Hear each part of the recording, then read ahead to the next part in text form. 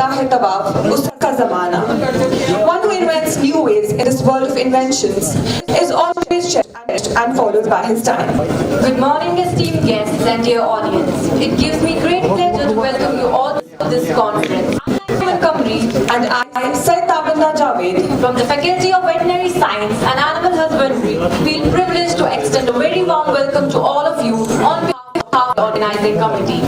we are honored and delighted to welcome all the eminent scientists, academicians, young researchers and delegates to attend the 31st SAPI Annual Conference and National Symposium with a theme on technology for physiological capacity building in livestock for food security and sustainability, organized by the Division of Veterinary Physiology, Faculty of Veterinary Sciences and Animal Husbandry, SKUAST-Kashmir University of Agricultural Science and Technology, Kashmir, under the Society of Animal Physiologists of India. Some distinguished group of people are joining us today, and it's our privilege to have them here.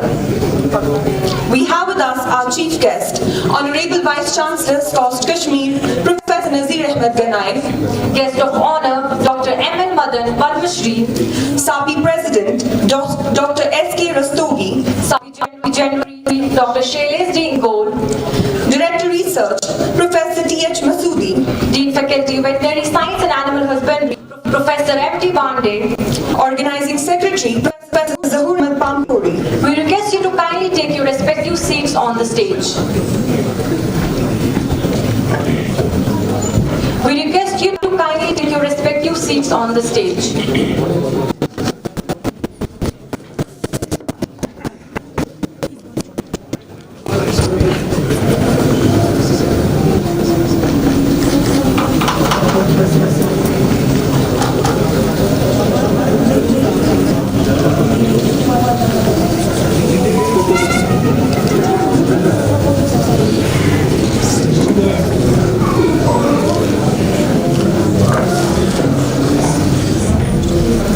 We also have with us Director Education, Professor D.M. Madoumi,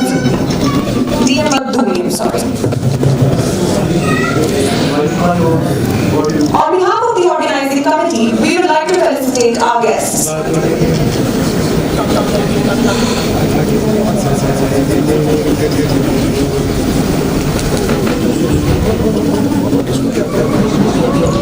We request President SAPI, Dr. S.K. Rastogi, to present a memento, a shawl, and a bouquet to our chief guest, Professor Nazir Ahmed Ganai.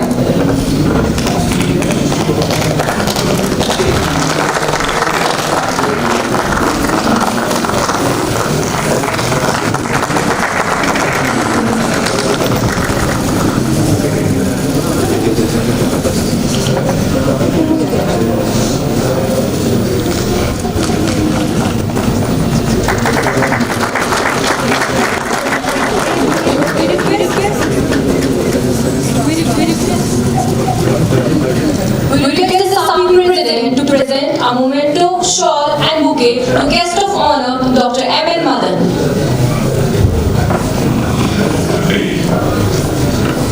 We request SAPI General Secretary, Dr. Shailesh D. Ingol, to present a shawl, memento and a bouquet to SAPI President, Dr. S.K. Rastogi.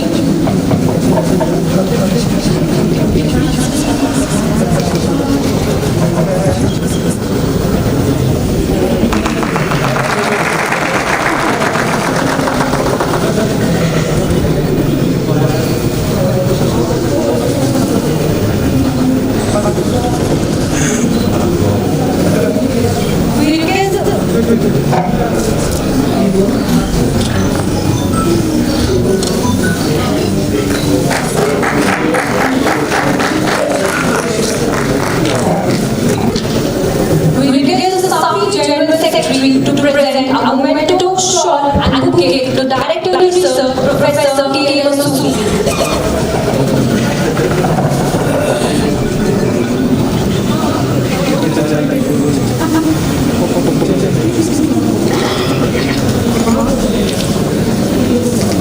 We request Organizing Secretary, Professor Zahur Ahmed Pampuri, to present a memento, a shawl and a bouquet to SAPI General Secretary, Dr. Shelley Ingoli.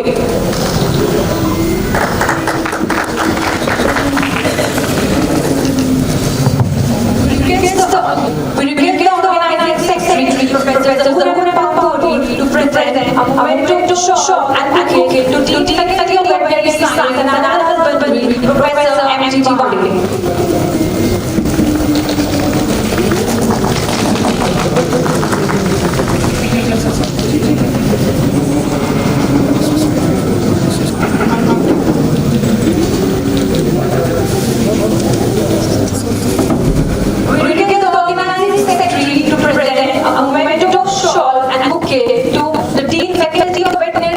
Professor M.T. Bande.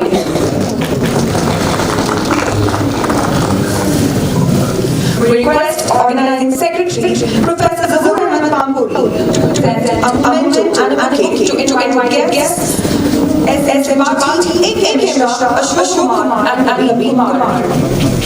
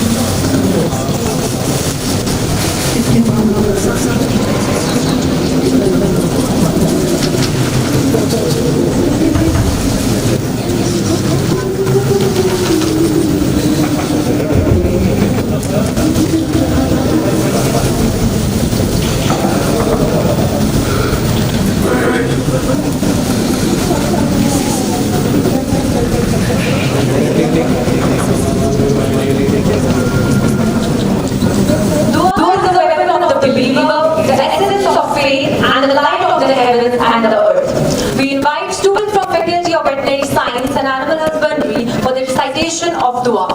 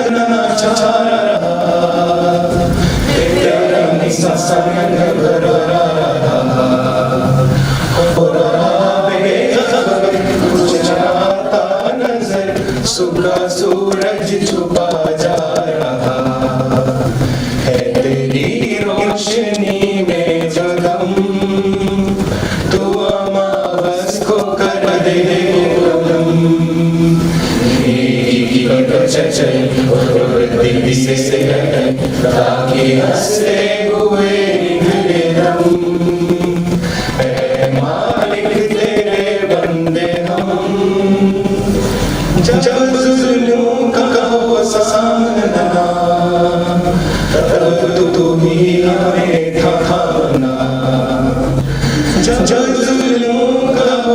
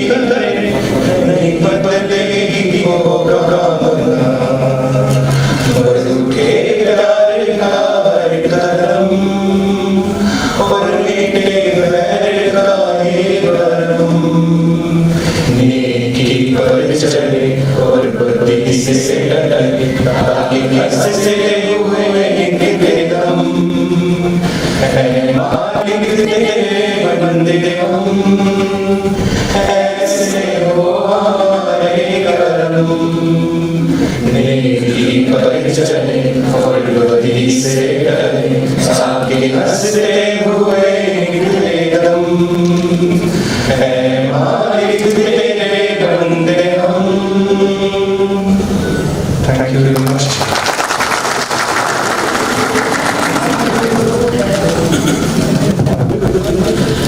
The beauty of Kashmir is beyond words and needs to be cherished in the real sense.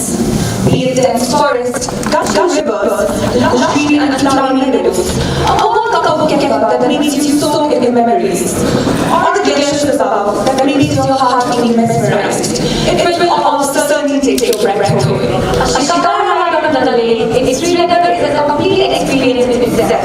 Nothing feels more soothing than the glide of your finger through the chill water of the lake in winter. And just like its beauty, the Kashmiri culture is also rich. It's a blend of multiple customs and traditions.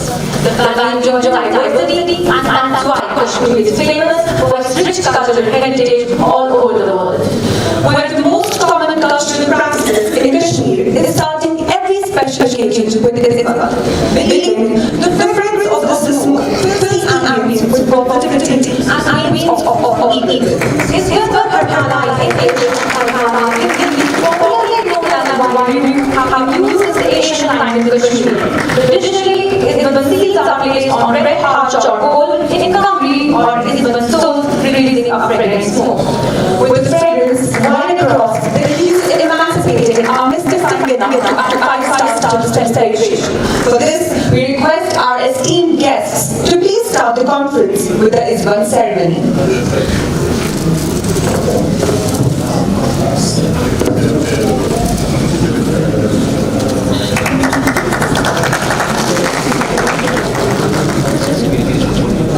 Kashmir is one of the leading farm universities in India that caters to northwestern Himalayan hill and mountain agriculture. It ranks as the 6th best state agriculture university at all India level, and it is the only state agriculture university with GST star quality status in 2 faculties, that is the Faculty of Agriculture and Faculty of Medicine, and Raghav chair on security. The faculty as well as students have bagged very prestigious national and international fellowships such as the Borlaug Fellowship, DBT Crest Fellowship, Raman Fellowship, Erasmus Mundus Fellowship, Maulana Azad Fellowship, PM's Fellowship, DST Early Career Award, and Women Scientist Award. Since its inception, the university has been consistently trying to help state to achieve the food and nutrition security and fulfill the aspirations of various stakeholders. The achievements have resulted in tangible or economic benefit of the state at large, and as such, the UT of Jammu and Kashmir has emerged as the top performer in farm income and farm prosperity despite going through unwelcome situations. Our university is incomplete without the University Tarana, and that we would like to request the IT team to please place the University Tarana for the audience.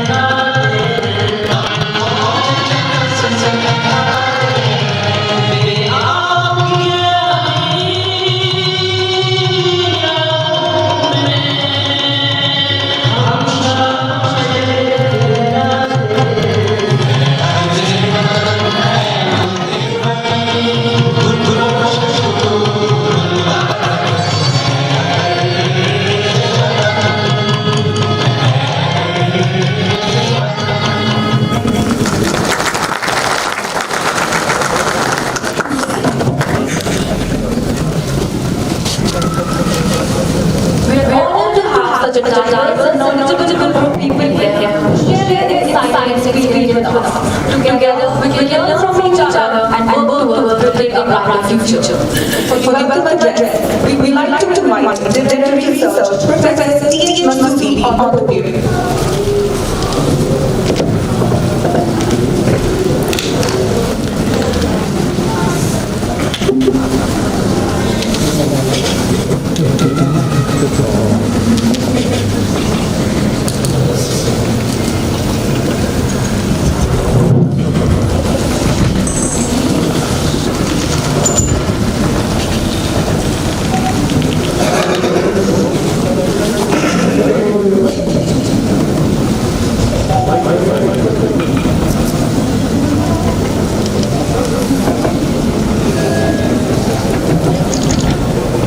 Chief guest of today's function, Professor Zira Gandhi, Honorable Vice Chancellor, SKUAST-Kashmir Symposium,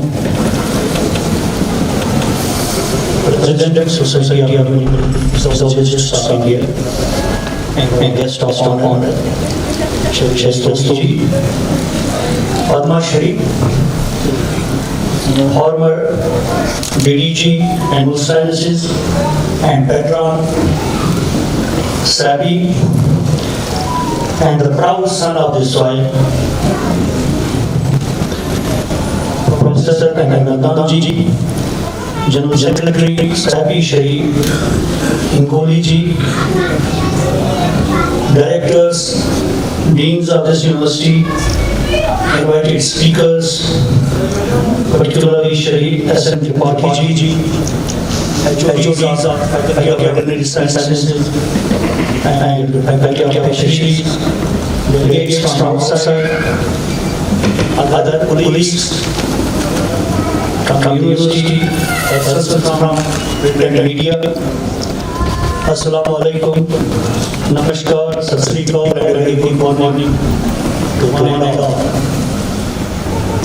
I express my sincere gratitude and pleasure to welcome you all to this 3 days, the 31st annual conference of SAPI and National Symposium on Technology-Driven Physiological Capacity Building of Livestock for Food Security and Sustainability, being organized by the Division of Veterinary Physiology at Veterinary Sciences and Husbandry as a wonderful campus situated on the roots of the forests and the banks of world famous the lake.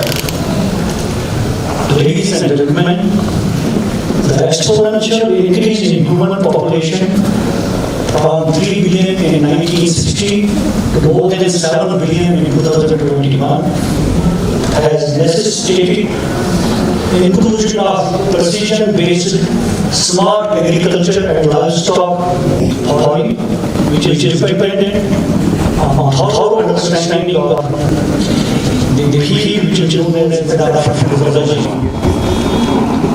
So in order to improve both livestock productivity and animal welfare, it is critical to measure physiological parameters of all animals. Proudly, the SAPI has proved to be a committed platform to pursue the development in the field of animal physiology since its inception at NDI, Karnal in 1984. For the past 8 years of its history, it has created the thoughts of personnel associated with animal physiology, physiological research and education, along with the related fields of biological sciences. The gist of Excel as a multidisciplinary organization has been the sole driving force of SAPI.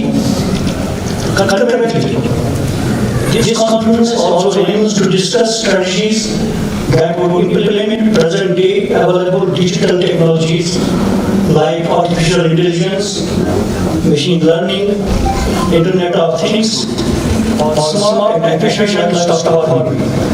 Scientists, researchers, entrepreneurs, industry persons who would be with us for the next 3 days would provide a deeper insights in augmenting production and means of achieving the goal of food and nutritional security.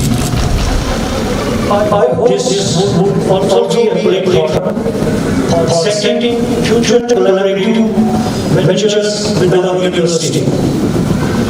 We at SKUAST-Kashmir, under the mentorship of Professor Nazir, have been working very hard to make this innovation-driven institution a global destination for agricultural education.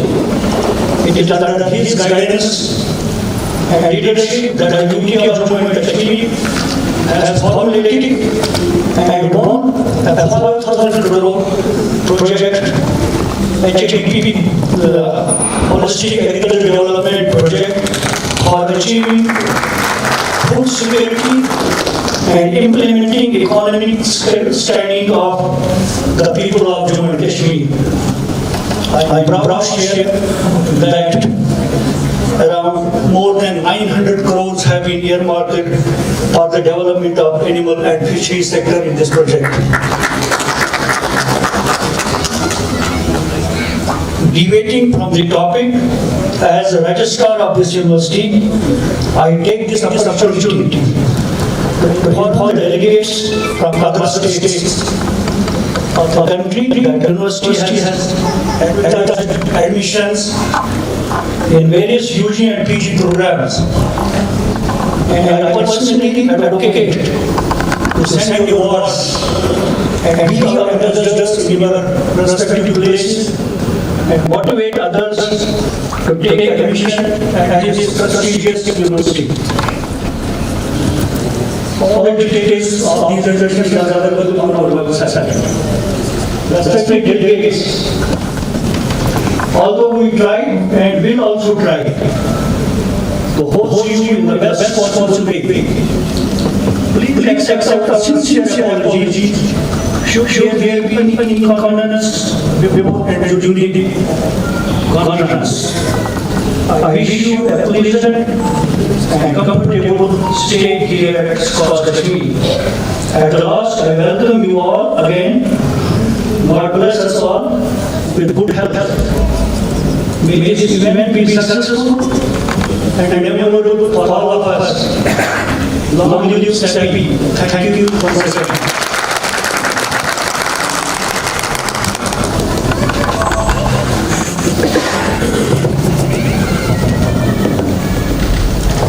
Thank you, sir.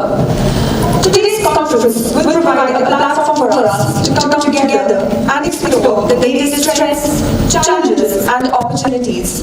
We will hear from leading experts who will share their knowledge and experiences with us, and we will have the opportunity to engage in meaningful discussions and networking. This conference will also update research to scientists and technocrats to augment the smart life production, impacting socio-economic issues. To tell you more about the conference, we will be organizing secretary, Professor on the way.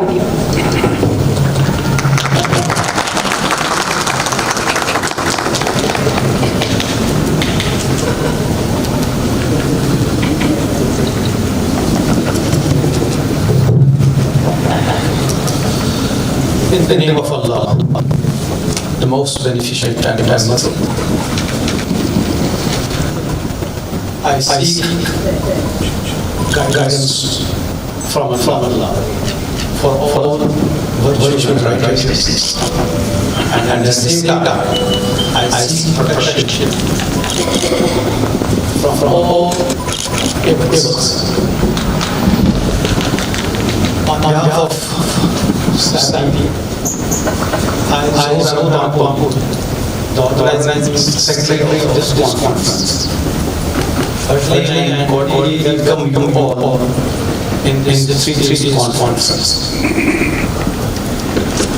The dignitaries on the dais and off the dais, this really a pleasure and honor, at least to me, that we have assembled over in this hall in SKUAST-Kashmir, well known as heaven on the earth. Probably when I looked at the rush of this SAPI in September, it was dear that I can invite you all to the heaven on the earth. So with this said, we have conceptualized the theme of these 3 days conferences, the technology-driven capacity building in livestock for food security and sustainability. Before I go further ahead, probably I cannot afford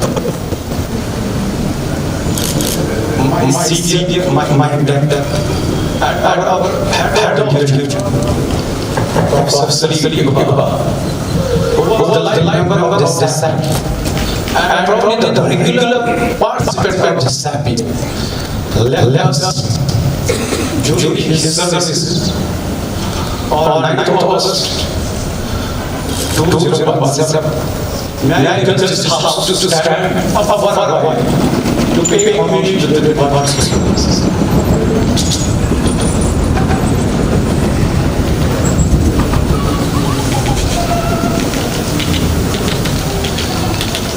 Thank you all.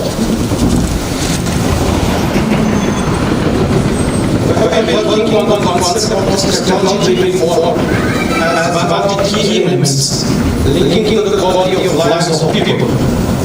This is a welcome change for the entire industry.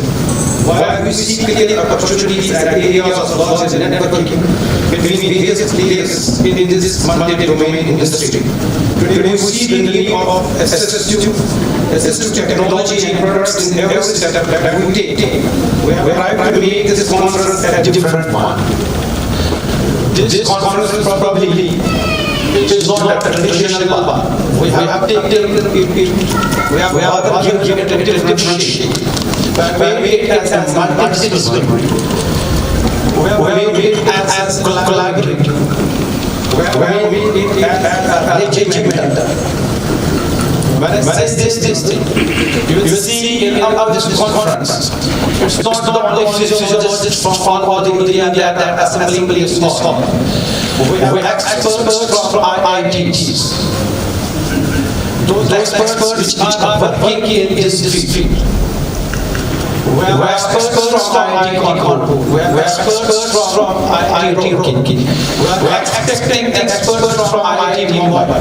And I am Hyderabad in next 2 days.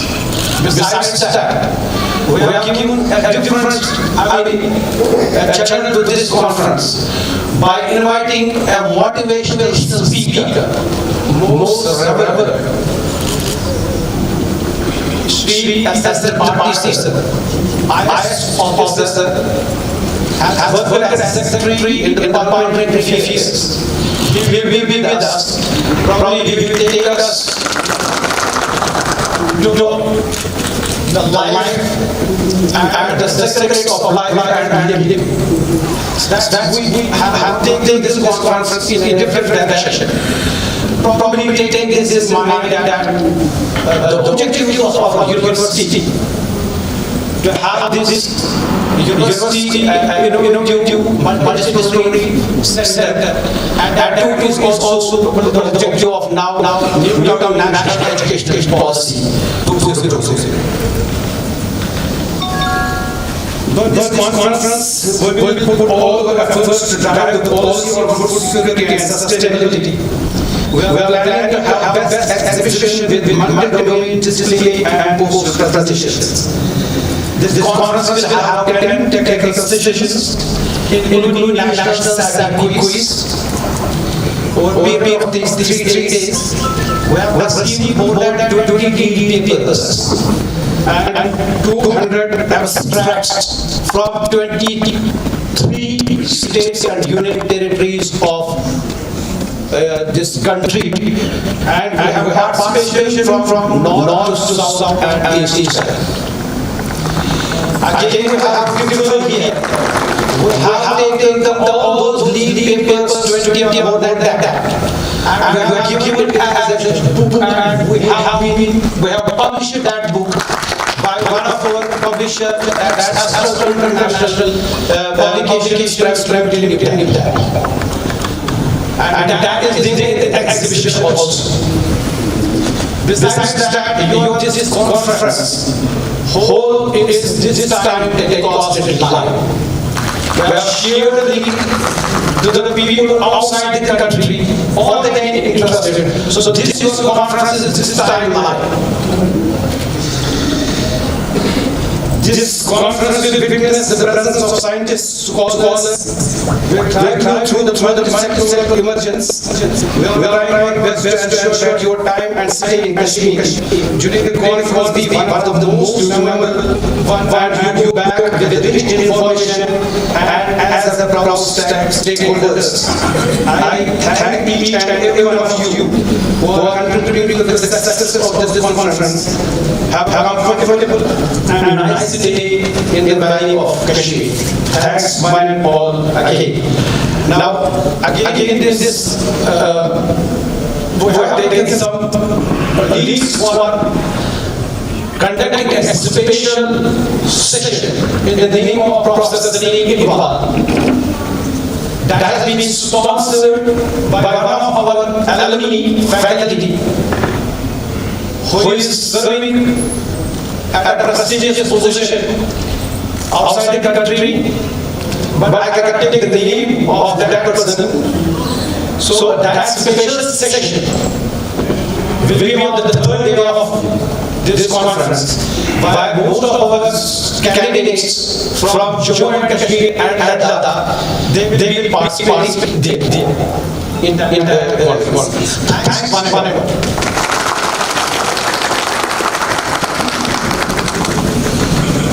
Thank you so much for your enlightening insight about today's conference. Our guest has an illustrious career, marked by his exceptional achievements, leadership qualities, and an unwavering commitment to the betterment of society. He has been associated with several prestigious institutions and organizations. His knowledge, expertise, and wisdom is a source of inspiration to many. It's a huge honor to have with us the SAPI President, Dr. SKUAST-Kashmir. We request our honorable guest to kindly bring the occasion to the presidential secretary.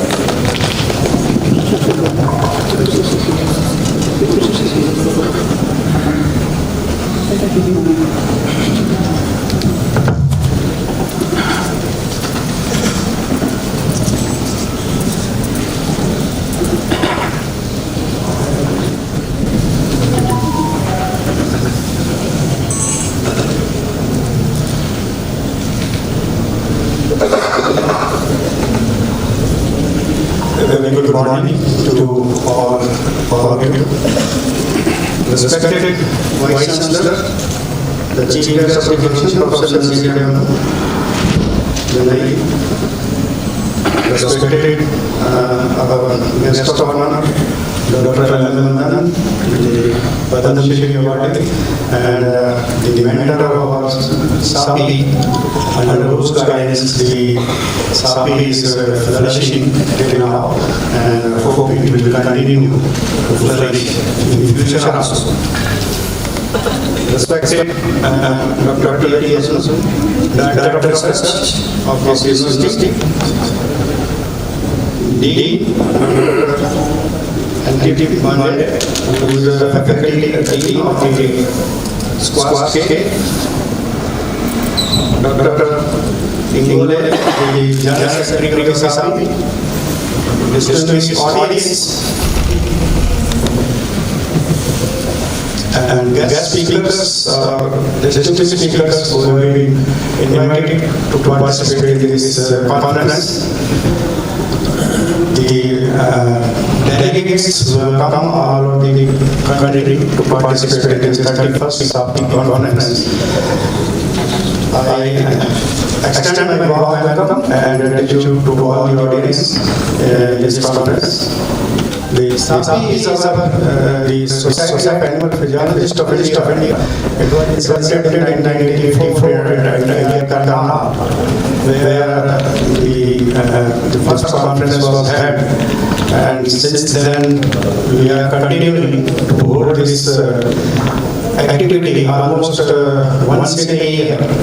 So this is our 31st conference. Of course, some of the conferences were missed. This 31st conference at Srinagar, it's a beautiful campus, beautiful location. As we all know, that it's heaven of the earth. So I personally feel very delighted to attend this conference and be here to witness this conference. Last 2 years, we missed this offline conference, but SAPI made arrangement to hold this conference on online mode. In 1922, it was held at Nagpur, Mahsu, and 1921, it was held at Patna, Bihar, on online mode. And before that, it was offline conference in 1920 at Avira. So we are continuing continuously without any break. The conferences are organized and activities are being conducted. We have inducted so many members, like membership, General Secretary will narrate exact number, but around 800 plus members we have all over India for this conference. So our physiology subject is a diverse subject, as we know that it is not only dealing with the education part, which is a must for students to understand the animal system, animal physiology. So those conference on education part, of course, the primary division, and the health part is another important where we help in the diagnosis, treatment, and recovery or follow-up of the disease, patients. So the health part is also make the backbone, and that there also physiology contributes a lot. Production part is most important part of the physiology reason, where the animal productivity, whether it is male or meat or egg or so all these they are contributing to the physiological system, and we contribute towards the production part in this manner. So these all these areas they are covered through this division. But apart from that, we are conducting research on various aspects. Some of the research they will be discussed in the confidential sessions, technical sessions, and the main areas they include the reproduction, the climate change, growth, and cardiovascular health aspect, and poultry physiology and wildlife also. So all these sessions they will be covered, and our delegates will be making their presentations for different topics for which they have come here, and I hope that all the delegates they will benefit our local audience. They will also be benefited from the discussions which are held. So this our organizing committee. I will definitely say that they put their all efforts to host this conference, and I extend my sincere thanks to the SKUAST-Kashmir, and particularly the Vice Chancellor, the Dean, and the Organizing Secretary and his team for taking up this good task for arranging this conference. And the SAPI will highly obliged for their efforts. So this is I hope that deliberations will be had nicely and there will be no hindrance or whether it's slightly not convenient to perform these activities, but I hope we will come up with this. Climate is such a topic that is not in our control. So whatever happens, we have to adapt to it, and we will try to make all the deliberations comfortably, so that the conference goes uninterrupted. I must say that the conference, the people should participate actively, and attendance should be proper in all these sessions. So sometimes we cannot deny that Kashmir is a beautiful place, and people will like to have a glimpse of the beauty of the Kashmir. But in spite of that, this is our request that the delegates should attend the conference and enjoy the trip for which they have come. So this is again extend my thanks to the organizers for making hosting this conference, and I hope that our memories will go with us, and for me particularly it will be a lifelong memory, and that we have come to this place and enjoy the conferences. So thank you very much.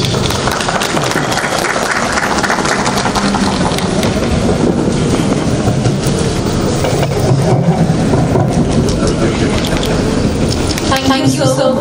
Talent and skills are drops that are nurtured, grew, and give all opportunities to grow and move. Achievement is not just a prize, but a sense of responsibility to fulfill further commitments. We are honored to have with us the General Secretary of SAPI, Dr. Shailesh Ingoli. We request us to kindly announce the Society Awards.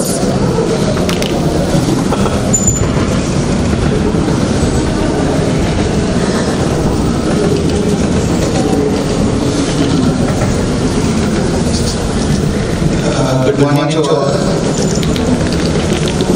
Respected dignitaries, Excellency Honorable Vice Chancellor Dr. Francis Gandhi, Director of Research, SKUAST Dr. Masudi, Faculty of Business Sciences Dr. Ibai, SAPI Patron and Embassy Awardee Dr. Ahmed Nasser, SAPI President Dr. Stubi sir, Organizing Secretary Dr. Zubam sir, senior dignitaries sitting in front of me, Professor Jim sir, Dr. Deepika sir, all invited speakers, delegates, and students.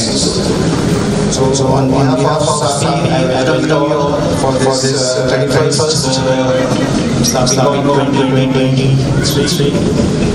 So it's a very great to welcome you all, and my sincere thanks to the organizers for conducting this. And after a gap of 2 years, we are meeting here offline.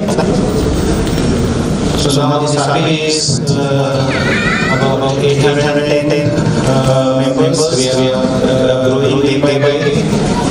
And regarding the work what we are doing, so our president has already briefed regarding the vocalogy, or you can say the briefing what small activities that we are doing besides this organizing this conferences. So not wasting much time, as the awardees are more, and because since last 2 years it was online and we were unable to give give the awards in person, so it will be a total of since 2020, 21 and 22, so 3 years awardees.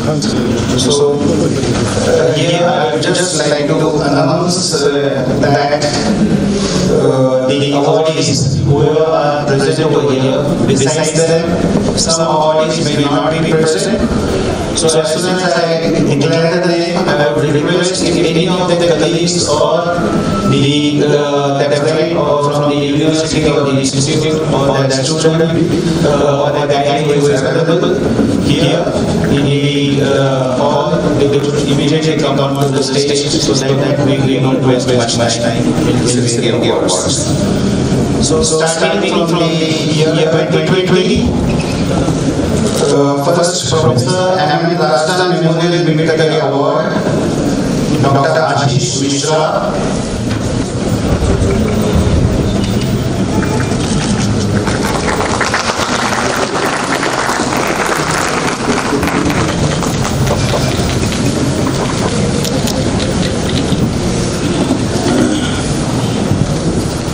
Dr. J.D. is receiving the award on behalf of Dr. Ashish Mishra.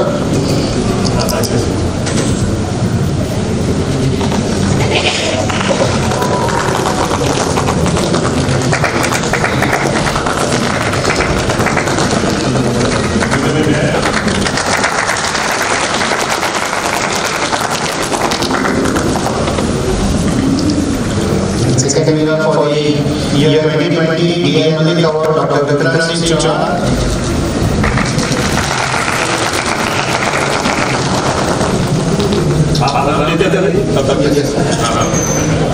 And J.M. Pandey Memorial Best Poster Award, Dr. Dilip Kumar Soy and Dr. Dilip Memorial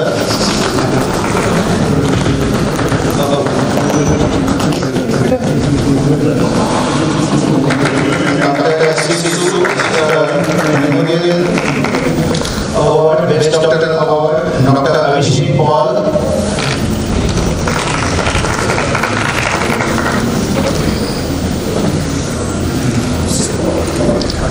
J.P. Mittal, Best Ambassador Award, Dr. G. Ramesh Kumar.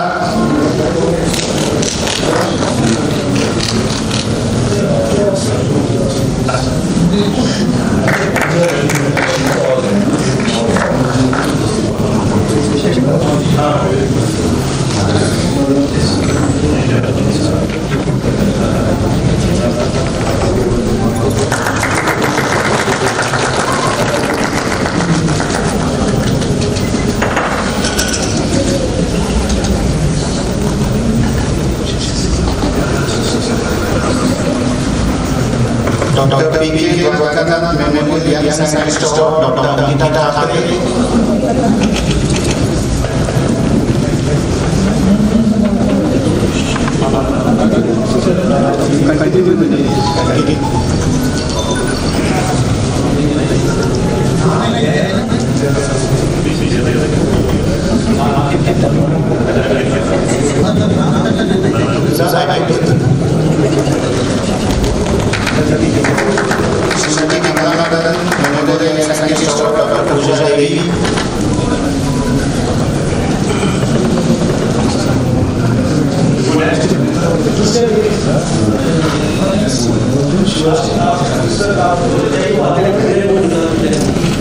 The next award winners of SAPI 2021, Dr. J.P. Mittal, Best Ambassador Award, Dr. Mohit Jain.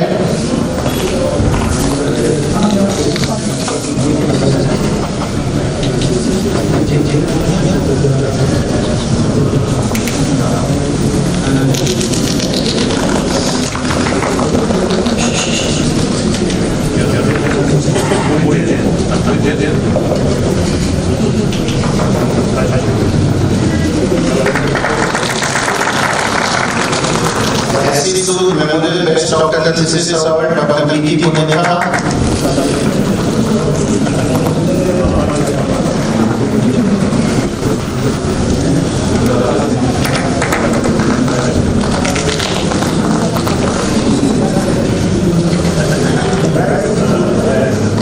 Dr. P.K. 2020 Dwarkanath Memorial Young Scientist Award, Dr. Mohit Al-Hussain. Dr. B.P. 2020 Dwarkanath Memorial Young Scientist Award, Dr. Mohit Al-Hussain. Dr. P.K. 2020 Dwarkanath Memorial Young Scientist Award, Dr. Mohit Al-Hussain.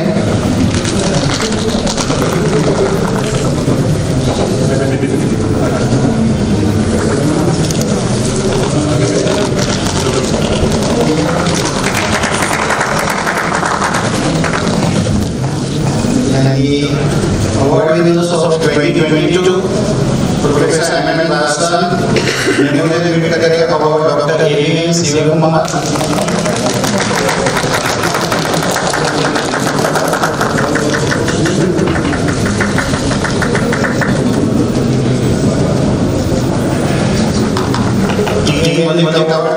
Dr. J.C. Yadav,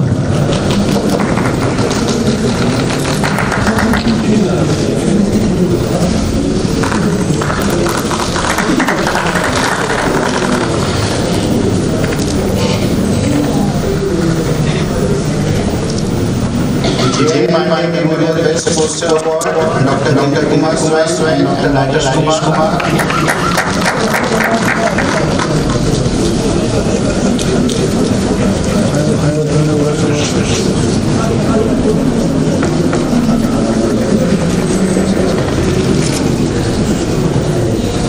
JP Mittal Best MCCS Award, Dr. Apeksha K.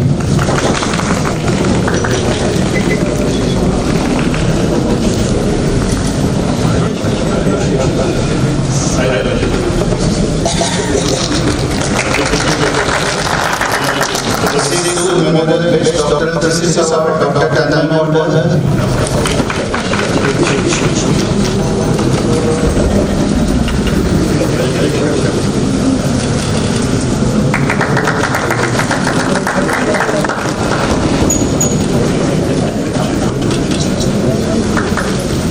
Dr. P.K. Dwarkan Memorial Science Award, Dr. Yogesh Pandey.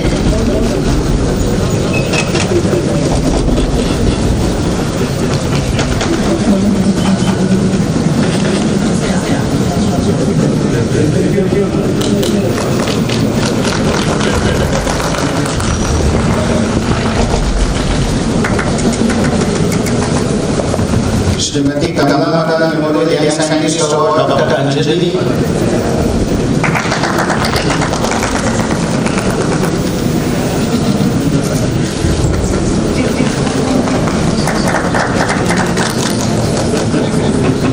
Best paper publication of Dr. Jayati.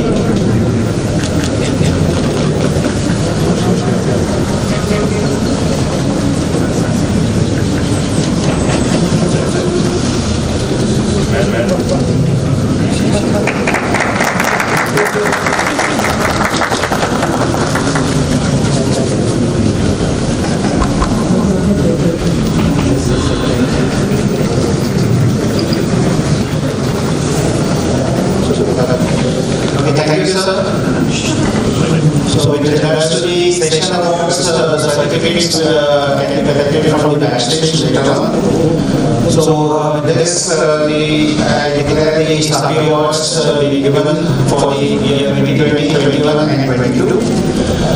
So, thanks a lot and best wishes to the organizers and secretary. Thank you.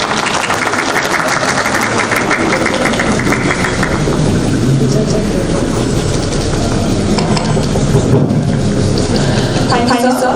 We would like to request the dignitaries to release the contents containing and publications authored by our impact members.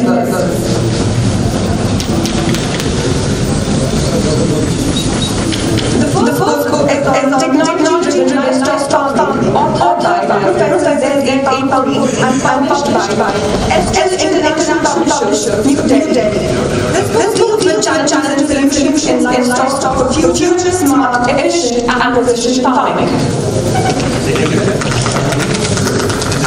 The second book is about the stem cell therapeutic application in veterinary practice, published by the international publication Spiritual of Nature, authored by Dr. Muddassir Bashir Goju.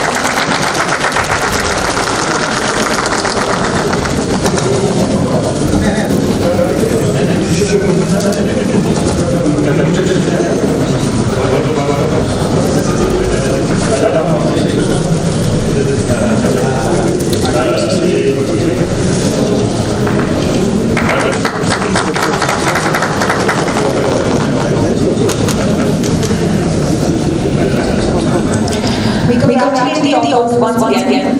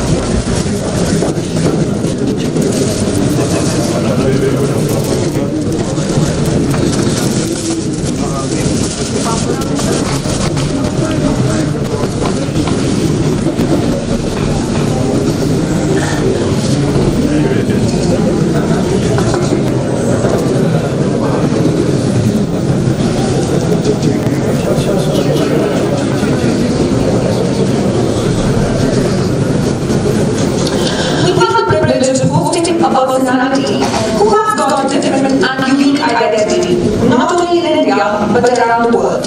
He is a veterinarian and radiated biotechnologist of the country and is famous by the name Toolmaker India. It gives me great pleasure to introduce to you Padmashri Dr. Madana, who has kindly consented to grace this occasion with his presence. We would like to invite him to the podium.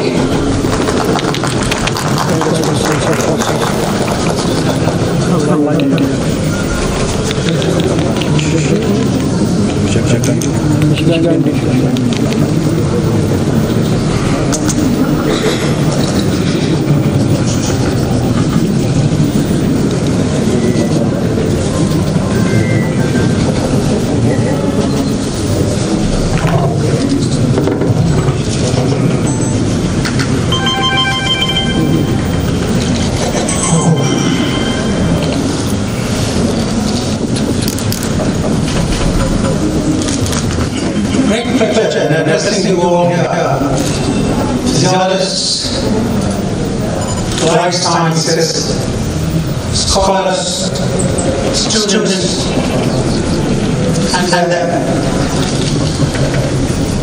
budding drops which are going to gather themselves into a rivulet, and from a rivulet into a river which will take science of physiology not only forward, but bringing in capacity for performance.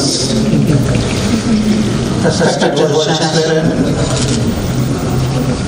Dr. Gunai, the President of the Society, Dr. Stowe, the Board Chair, Dr. Pampur, who is looking at this conference is very pathetic.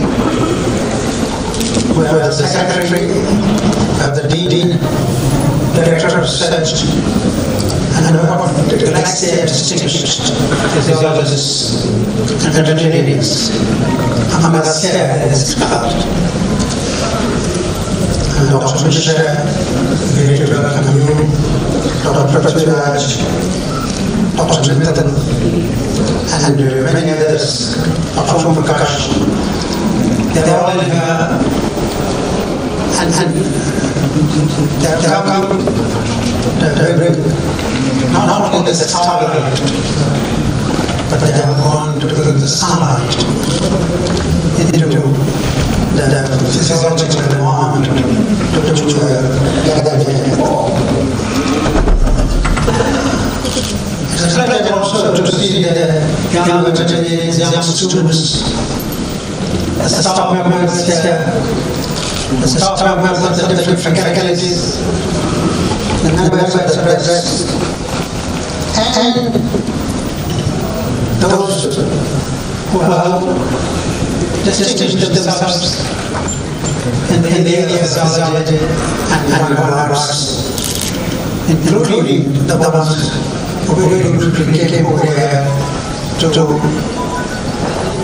innovate the publications they have made for us, for the institution, and for the academics.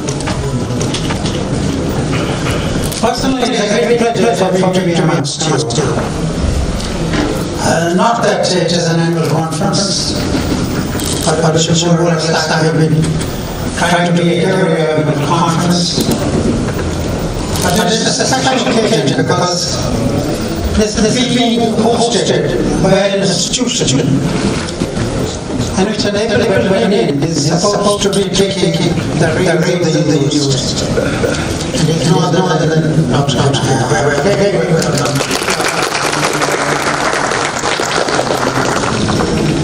Today, when I see and sit in this podium and look at the halls, I reminded of my first visit to the college, Shuhan.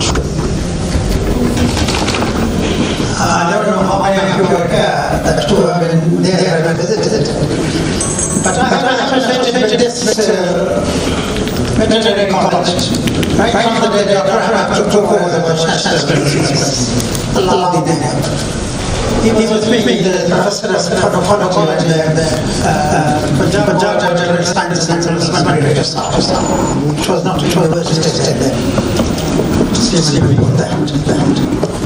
It was the best colleges in the north. But subsequently, many years later, that when I was associated with the science, the veterinary science of the country, and I visited this place, we had an ADG fisheries, he was at that time, I was interested in here, and I said, let's go have a look at our campus. And for the first time I saw a forest of iron rods. All the way from iron rods of grown because the foundation had been laid. The few bricks had been driven, that was why they were all steel rods. And that was there for, I think, for a decade. Nothing had been done over the probably no contracts that come from further. So the first thing I told her, मैंने क्या है? मैंने कहा fix तो देखे हैं, चिनार तो देखे हैं, लेकिन ऐसा चिनार मैंने नहीं देखा जो लगा बना। ये क्या है? मुझे साफ नहीं आया। तो मैंने कहा क्या करूँ? आप खुद और आपके साथ एक 5-6 आदमियों की डेलीगेशन मतलब लीडर्स इन द यूनिवर्सिटी आप आ And he came well prepared. He came well prepared with diagrams and other things. And I remember very well that 1.7 acres was sanctioned for the veterinary policies at that time. And that is how subsequently that we had the infrastructure coming in. No, I to begin to sincerely, which I still do. I like that the veterinary should come at that. When Vani was very much there, used to be professors at Vani. He was very much interested in him because there was sheep on there. And he was sheep and that's the best place. And I said, sorry, it's not the best place. And even today, there have some institutions being built in the country, which are in the same location, in the same environment. They're being way away from the main town. The people living away from the moving coming this that reminds me of constitution. Where the people have to go bus every day to order and come back. And most of the time you have to spend that. So at that time I raised that point that it was very difficult to communicate from there. They said that the other location was Manaswal, that is still far away. So we had to come to Manaswal and Srisham. But I'm sure that at that time the change now changed. And if you go there, that it's a completely different place. And I give a tribute to the President Secretary and to the President Secretary that spared no effort in making that place so good and so beautiful as it is today.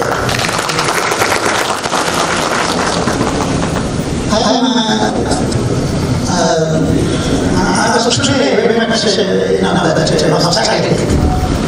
about I don't know about the many of people who are coming from outside and understand. The word is isbat. Some of you is going on there at the time of the inauguration. It is very auspicious. It has several different meanings. But there's a marriage, there's a good occasion going on. People use this is burnt. And it's burnt, and it is said that it brings in good luck.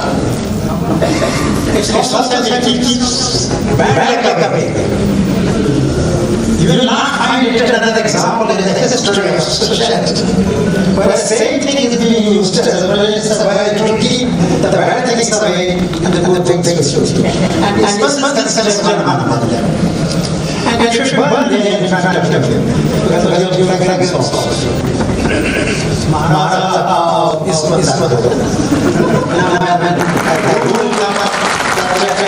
this must not be burned totally. And when I start, this is essential. Because I like this was better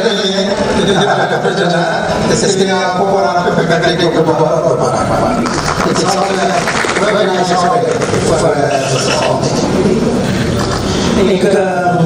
and on school days, it reminded me when the prayer came here, that we used to, I was one of those people who had to go every day in the morning on the veranda. And another student of mine, a colleague of mine, we were singing the prayer. And the prayer we used to sing is, Labla Ke Bhavan Ke Tamanna Meri, Sindhi Shama Ke Surat Ko Khudaya Meri. And I think that has been the line which has been always with me.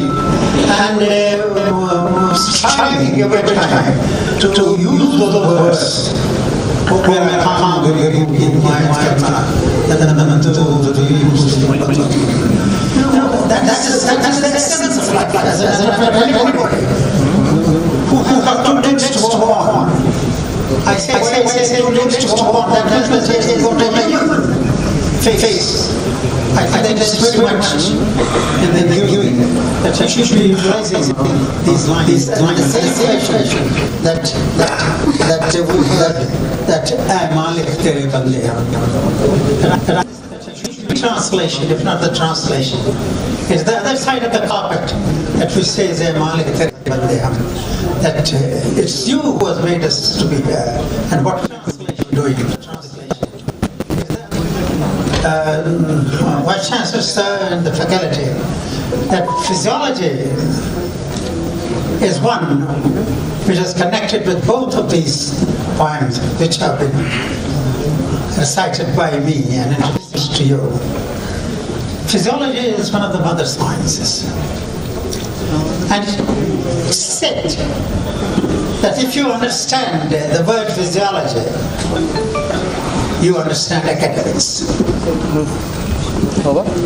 क्यों, कहाँ और कैसे? That's all what physiology is.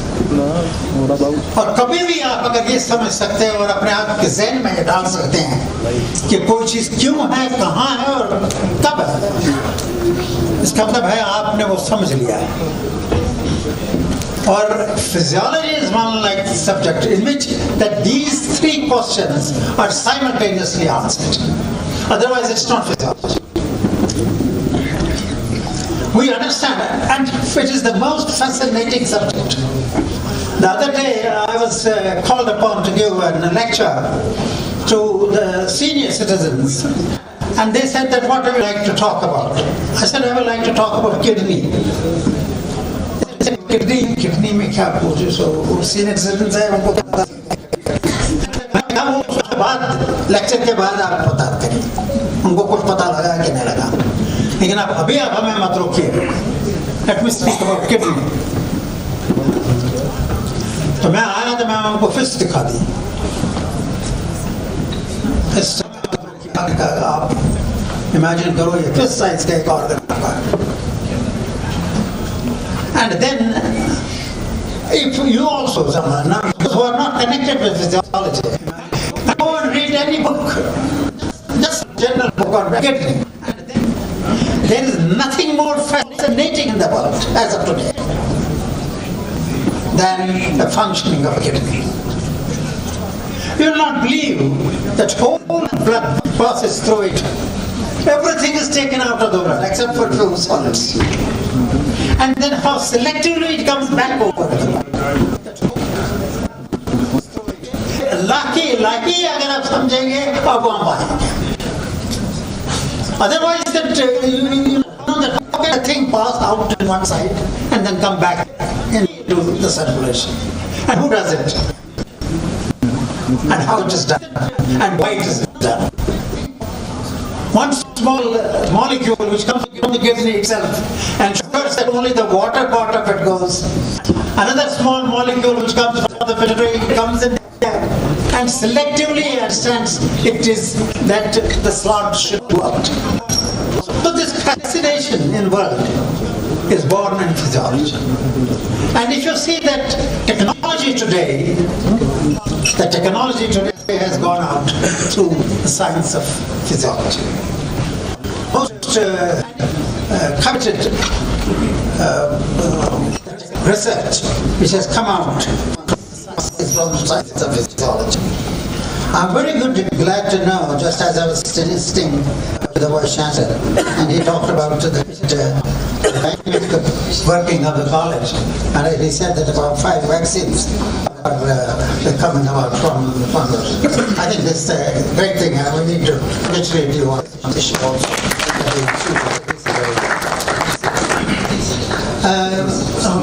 The first thing we did was the College of Agriculture, which was formed in the state of Jammu and Kashmir. And this was not here, this was away from here, about 30 kilometers away from here. And that place which I visited first was under Kashmir University, College of Agriculture. So we had a professor there who had become the registrar. He was the Kashmir University and become the registrar. So he had somehow been with me when I had gone down to the mountains. We used to go annually for a hiking expedition. So we went to a place called Arbo. So we had that Nundrish and there. We had also Tars and Marcel, that's on the other side. So I had gone to several places. I must mention this small thing before I close down. That as we were walking back to the other side from our visit to the 2 lakes, we missed one very important point in mountaineering. That means we started going down with the river. And you must all know that the river keeps on losing height. We should not have done that because we had to go across the mountain. So we found we landed ourselves much below and then realized, we have to cross this river. By the time the river water had also, lost speed because it has come down. So we had to cross the river. So one of the things we did was that we had to take the shoe in our hand and we would have a big danda in our hand and cross. When I was crossing, that suddenly I slipped and this shoe went out of my hand. And it was flowing in front of me. And I cried, "Go Maharaj, go Maharaj, go." The professor told me, "What do you think of me? I will jump there for your shoe." And he was one professor called Professor English. He subsequently became the registrar and he came to me and I came as an examiner to that agriculture college in animal husbandry. When I see the animal husbandry of this state, it's also very reflective of the dynamic presence of our farmers with livestock. The best sheep country in the country at one point of time was in Jammu and Kashmir. Not only in this belt, in the belt of the subcontinent, but right through Sakadu and right through Samarkand to China, that this used to the best place as far as the sheep husbandry was concerned. Then the productivity from our land. I have spoken about it about a few years back, that when we talk of the productivity from our land, this is one single state. Not now, when we are talking of transformation having taken place in Punjab and Haryana, where the water and other resources have gotten enough of productivity from there. But this is one state which was producing enough of food grains for itself about 30-40 years when the country was under acute shortage. So that means that the dynamic switches with the farmer and the land. And in between was an animal, though it was a small animal, the local animal. And there also that the productivity has since then increased. So we have a challenge here. That today the greatest challenge for the country is not production or productivity, is the delivery. Today we are talking of excess of food grains, 33 million tons. We are talking of the best milk production in the world. We are talking of poverty, a place of about 111 in the world countries. We are talking of hunger, endemic in the country. If we are having so much of production, why should we be hungry? Why should we be having this disparity? So the challenge therefore today is to reach. To have a reach to these people when we have got things. So the question comes of delivery. And in delivery is what today that we need to be more dynamic. And as far as the livestock is concerned, delivery of livestock, it is different than the delivery of agriculture. And that's what we have been often mistaken, that we are using the same extension methods. In livestock, the extension system is that we have to deal with three components. One is the component is the technology itself. The second component is the animal. And you cannot just take a technology to the animal. There has to be a third component which we call the animal owner. So in either time you are missing any one of them, that means that our delivery system becomes poor. And unless we take the goods and services to the farmer, and by taking to the farmer we mean actually it should reach the animal. So therefore our goods and services should be of two types. Or it should have two phases. The technology may be one, so that it reaches the farmer and it reaches the animal. And the day we are able to do successfully this thing, that I think that we'll be calling a hurrah for our livestock development in the country. And please take note that in the years to come, it's going to be livestock, and livestock alone. Today, 44% of revenue in our GDP comes from livestock. Unfortunately, it is not being taken care of in the manner it should be. We are talking of agriculture and allied services. And in allied services, livestock also comes in. But in some of the states, while I was the chairman of Haryana, we did a true analysis, taking care of, for example, the horns, the silk, the leather, and everything. At that time, that's about 6 years back, we had 43% contributions in the, not 26%, but 43% contribution from livestock in the agriculture GDP. And in some states today, it is already 46, 47% contributions from livestock. And it is going to hold over, it is going to go past 50%. That may be a day of celebration that we are going to more and more contributing to that, but that is also a greater challenge to the country, to every veterinarian, to every person who comes and studies physiology, that he has to talk of only one thing. That is how to increase capacity. Whether it is capacity of growth in sheep, it's the capacity of ugly in poultry, capacity of meat production in goats and sheep and goat. That is the production of milk. Imagine 108 to 110 eggs in a year's time. It has gone to about 300 eggs in a year's time. So things like that, which probably I will be talking to you subsequently. But I just would like to conclude this thing, that today the challenge to to a veterinarian, challenge to a livestock man, and challenge to a physiologist has never been as great as it is today. Therefore, please to rise.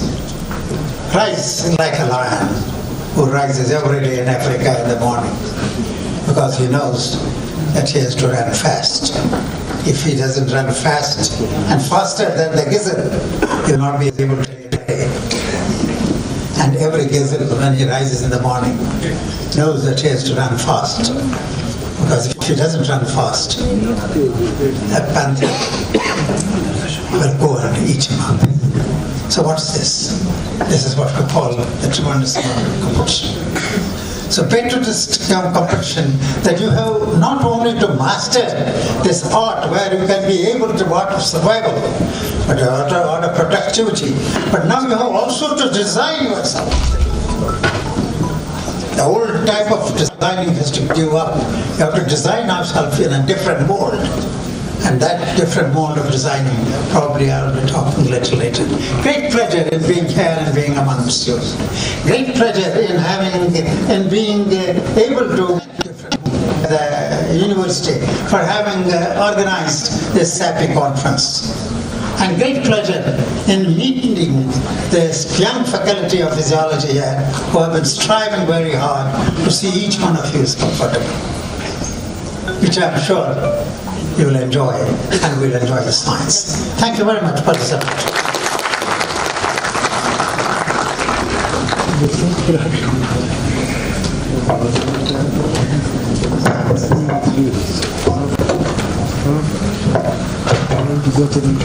Thank you, sir, for such an insightful speech.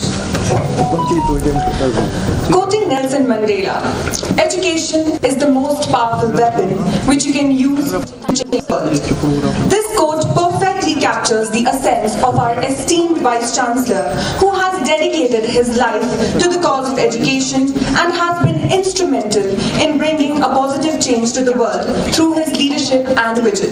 He is not only a knowledgeable academician, also a compassionate human being who believes in the holistic development of students.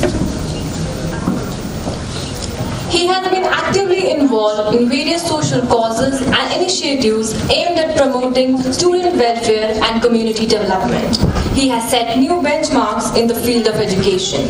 Under his leadership, our institution has made great strides in academic excellence, research and innovation. We take this opportunity to invite the Honorable Vice Chancellor on the podium.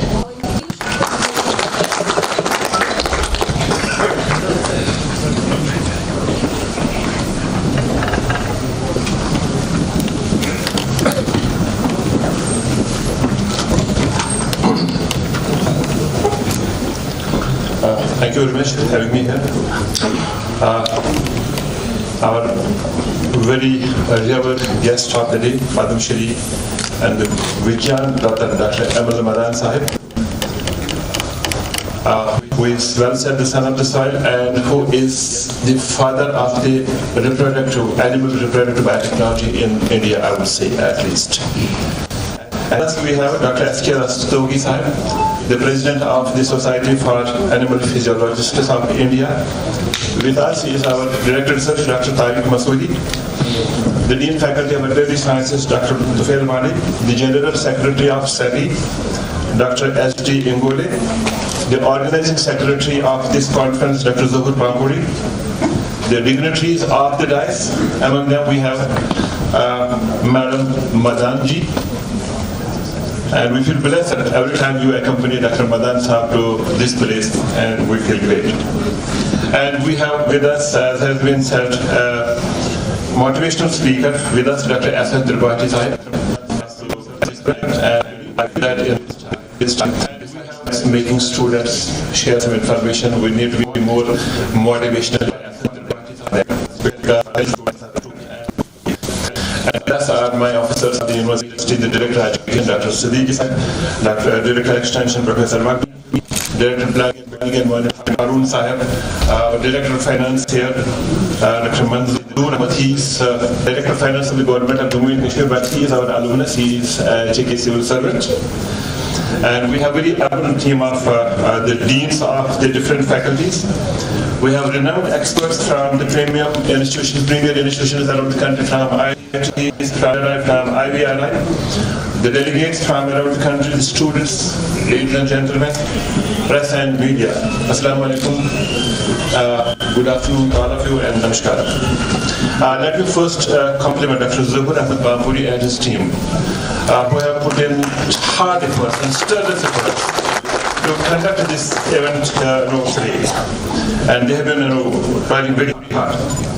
Let me also thank the president of the SAPI for choosing SKUAST-Kashmir as the venue for this 31st annual conference. Thank you very much and honoring us.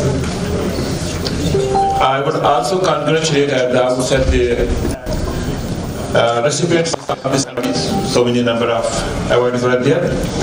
I was personally elated to see that two very good books have been released by us today, and that too published by the publishers like Springer, especially the one from Dr. Mudassir Gagju, which is on mesenchymal stem cells and the use in the therapy in men and animals. Congratulations to Dr. Mudassir. And Dr. Zuhur Ahmed Bamburi is also a very good author. He has written many books, and today he has again come up with a very good book. I would also congratulate Dr. Zuhur Ahmed Bamburi for that. And let me say you that we from the university feel very proud and privileged to host this 31st annual conference.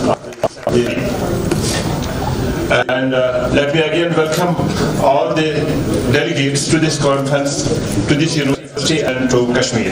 And I appreciate the organizers for choosing the right time, the right place, and the right season for this conference. When spring sets in Kashmir,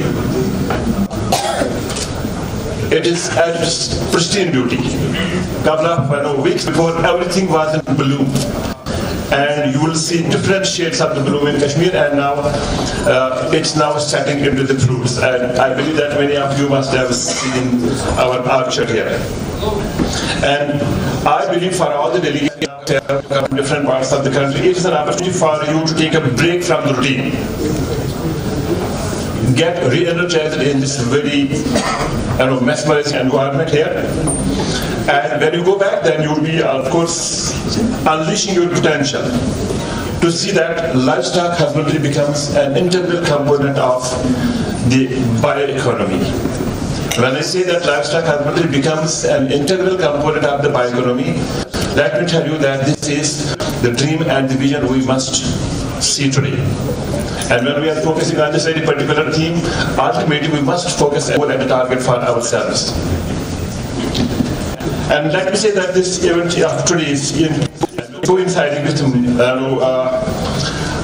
this university and in Kashmir with so many number of events happening parallelly.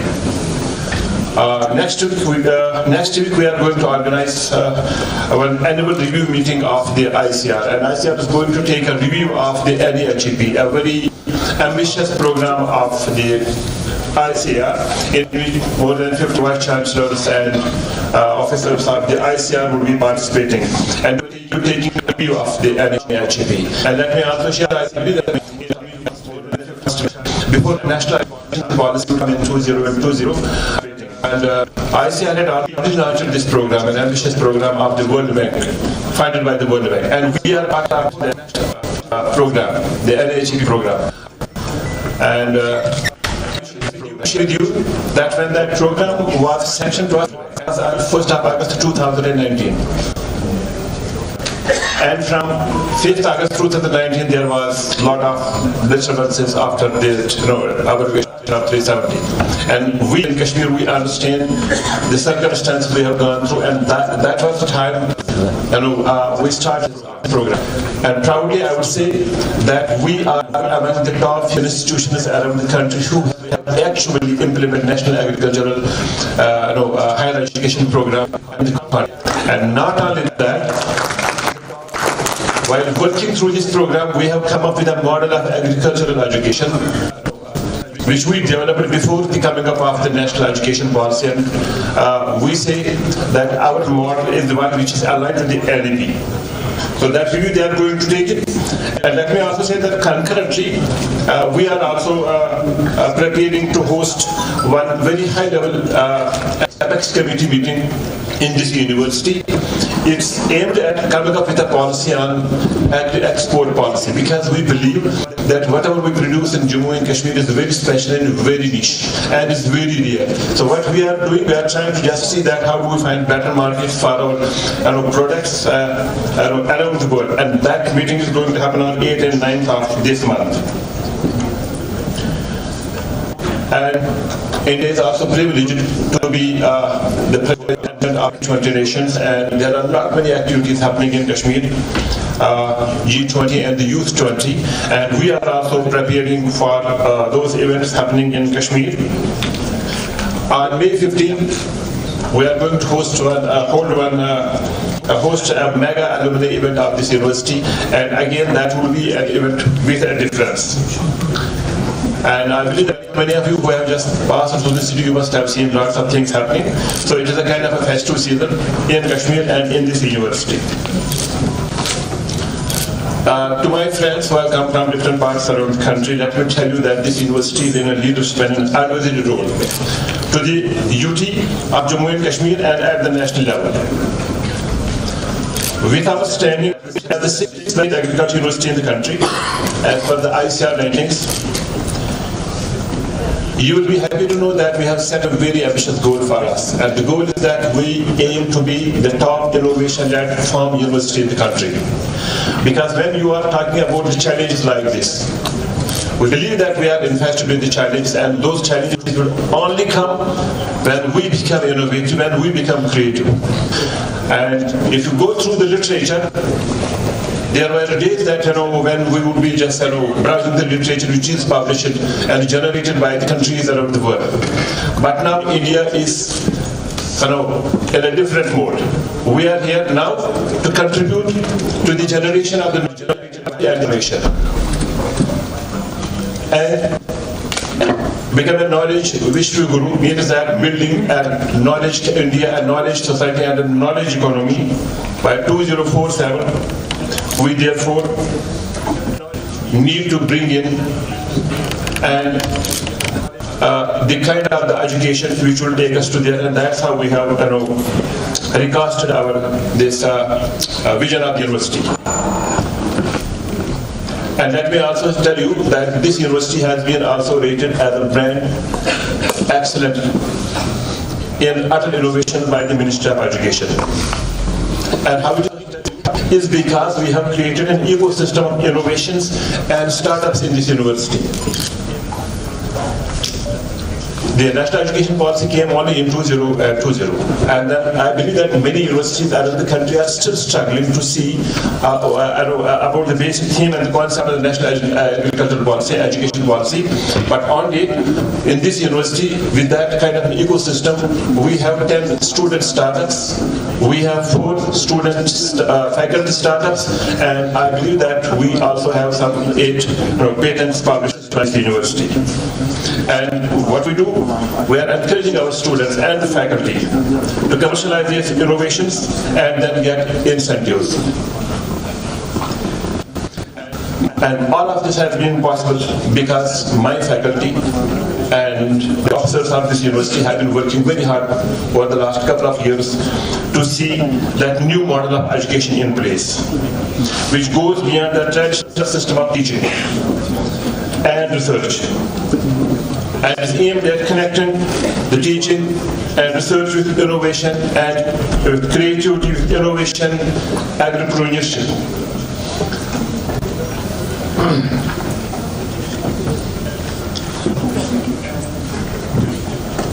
With these strengths which we have gained over the years, I am also pleased to share with you that we have also targeted ourselves to become global. On 21st of February this year, we had a grand international education fair in New Delhi, and that fair was the chief guest of that education fair were our Honorable Foreign Minister, Dr. S. Jaishankarji. The other dignitaries in that exhibition were the Honorable Minister for Education, the Minister of State, Dr. Jitendra Singh Ji, and the President ICCR, also our Honorable Lieutenant Governor. And let me share with you, the Honorable Foreign Minister of the country has said that in his 4.5 years term as the Foreign Ministry, none of the 1,013 universities has come to him or come to the government telling the government of India that we want to just reverse the kind of the mentality, sending our students and our kids to these countries around the world, the institutions around the world, and not attempting at getting foreign students to India. So those were the compliments which we received from the government of India, and that's the vision of the university.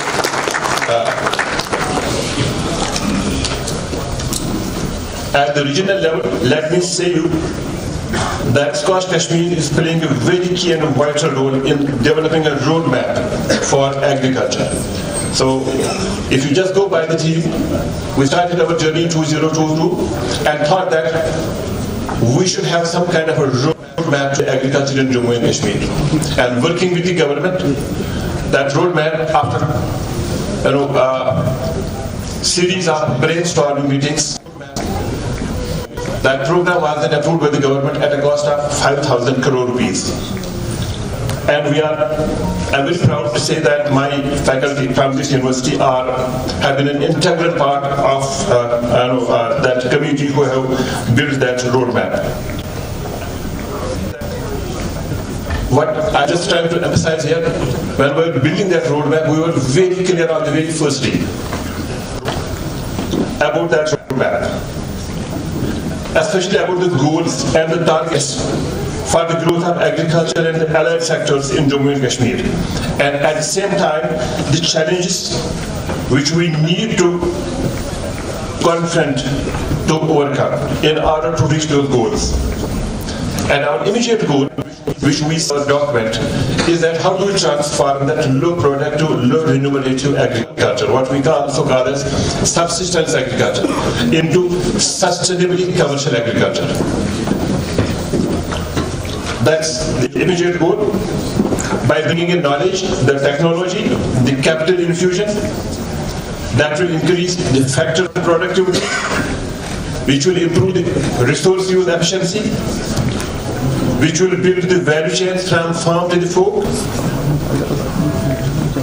through the value additions, proper branding, packaging, and marketing. And our long-term goal, that policy says, is that we want Jammu and Kashmir to become the model bioeconomic state of the country.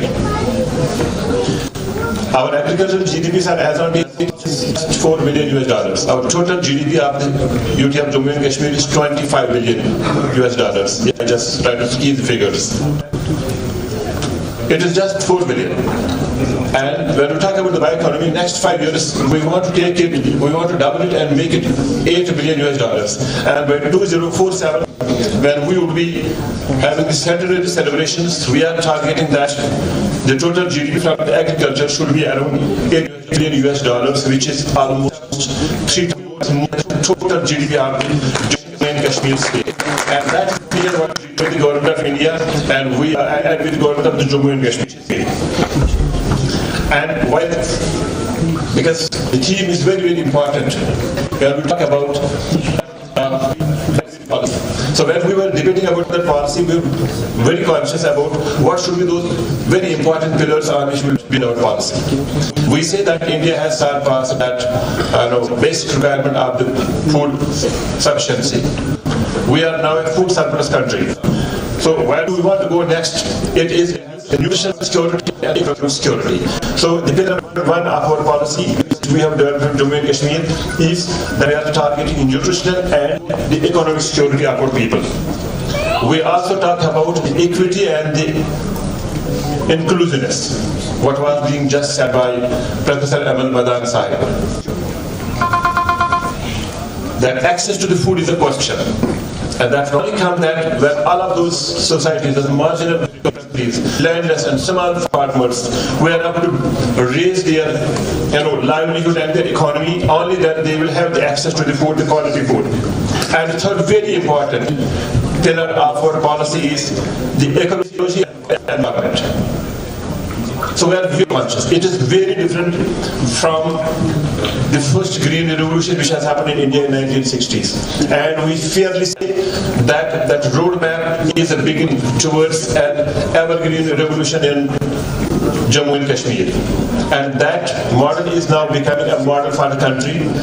And let me share you that many states around the country are now trying to have a similar kind of a roadmap for their states.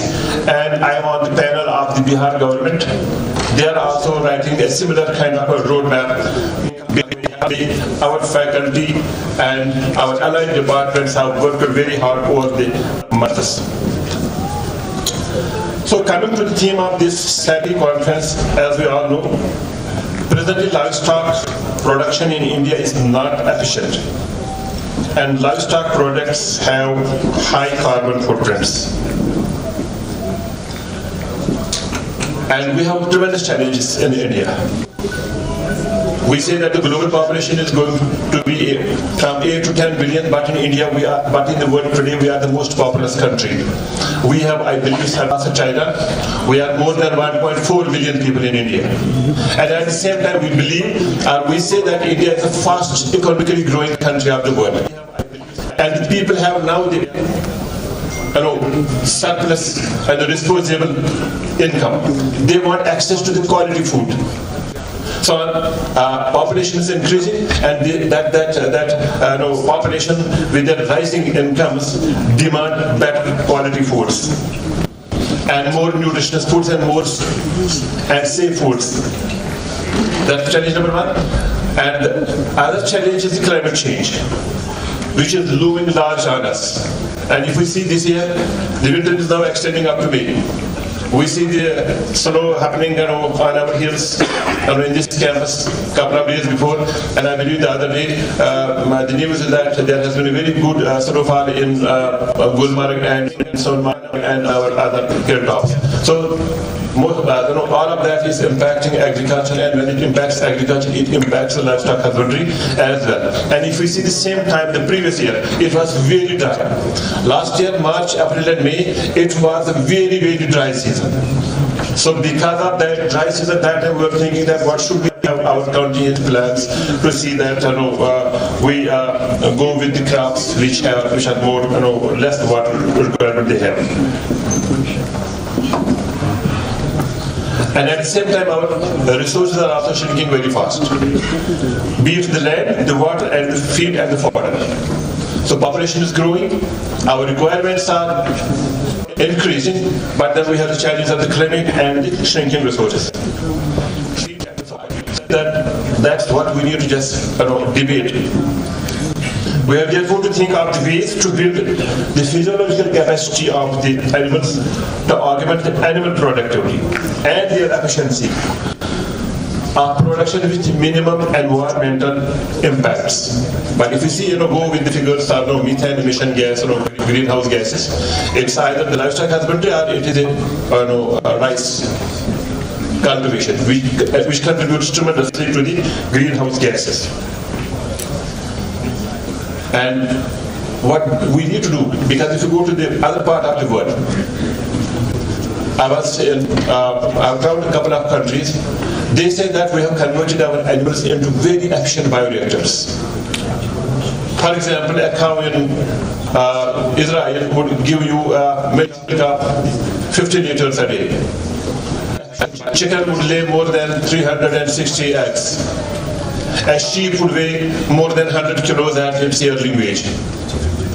And now they are also trying to move from animal farming to animal farming. Farming means that they are converting their animals into those kind of machines, transgenic animals, which are producing those biopharmaceuticals in their milk. So they are moving too ahead, and we are too far behind. I also remember that in early days when that first transgenic goat was created with alpha-1 antitrypsin into its milk, it was tagged with some kind of a promoter that would express in the milk. That goat, simple goat, which would cost not more than few thousand rupees, its insurance would go in millions of dollars. Why? Because that particular protein which would go into its milk, it was very easy to harvest antitrypsin from its milk than harvesting it from our blood. Alcohol antitrypsin, I believe many of you, or most of you must be knowing, deficiency of this very particular enzyme in our blood leads to pulmonary emphysema.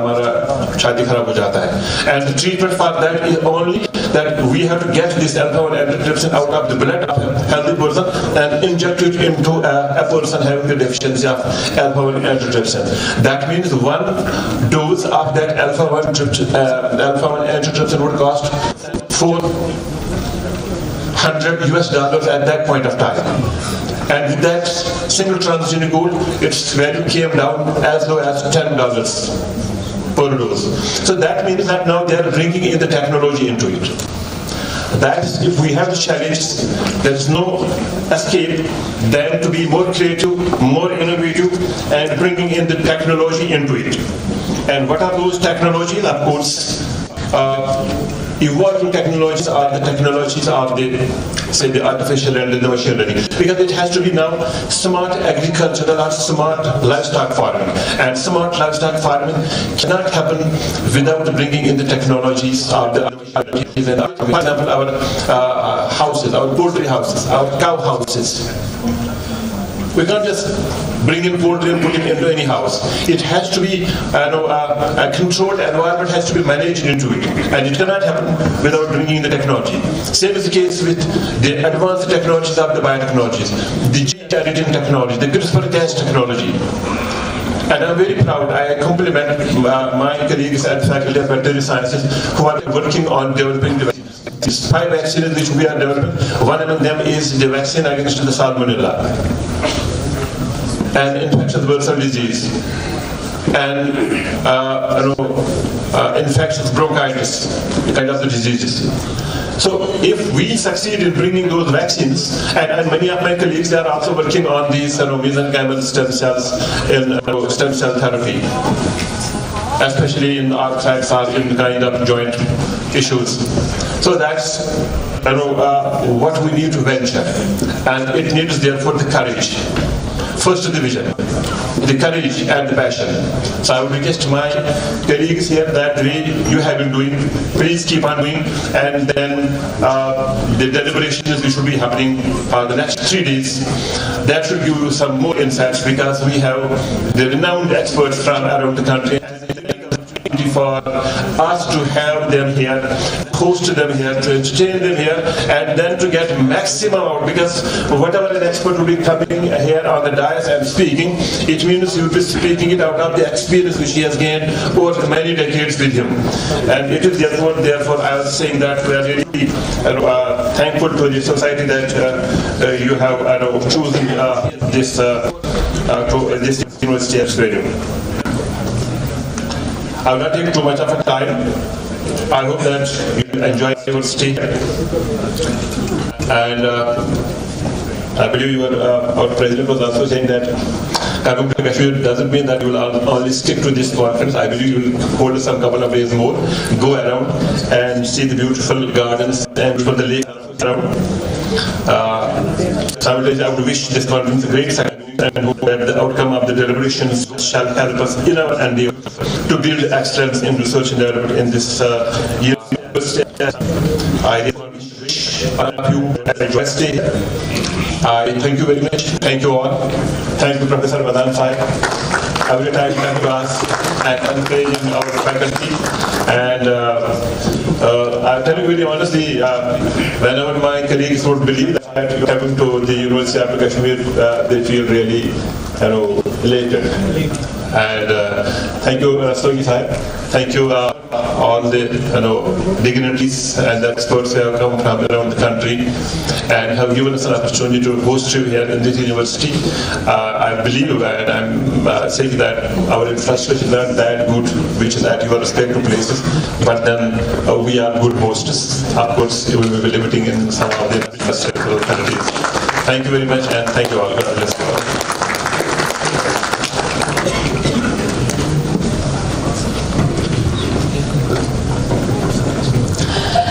sir.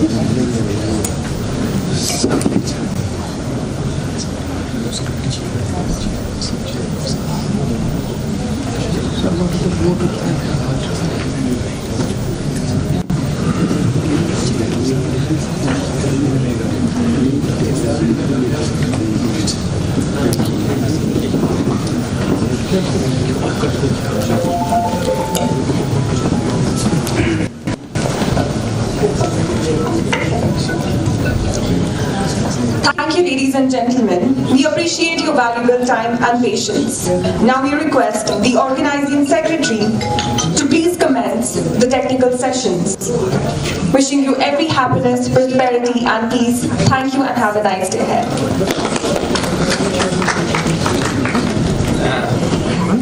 I will request the House to be with us. It will be something, the program has changed. Our chief guest, who was supposed to be here physically, the chief secretary of this UT of Joint, but he'll be gracing this gathering online. We don't know when he comes and he joins us. He has given a trial on online. So we do not want to break this session over here. Once we out of all, it will be very difficult to assemble, even if this joins us. So it's better that we will start our special session. Yes, that special session is of two lectures. One lecture from our Revered Padma Shri Professor Amal Madan sir, and one lecture from our Shri Asant Pati sir. So we'll be continuing this. I will see that. Please be seated, sir. It's my humble request to all of you. We will serve tea here in this hall. We'll try that we serve tea to you in this hall, but please be with us. We'll have special lectures over here. That's what I initially said, that we want this conference as a regimental. We want this as a discipline. Please be here with us. Please cooperate with us. I will straight away that this session will start with the chairing. This session will be our Honorable Vice Chancellor. He'll be chairing this session. I will request again the co-chair of this session that has been there, Professor Naveen, please. He may come onto the dais, please. Everybody will remain there on the dais, but our chair and co-chair will be there. Please. National level पे जैसे हम event करते हैं. Please. You be there. So we'll start and we will request our speaker, Padma Shri Professor Amal Madan sir. Please just take care of the time, sir. We don't have much time with us. We'll be having some 20-25 minutes with you, sir.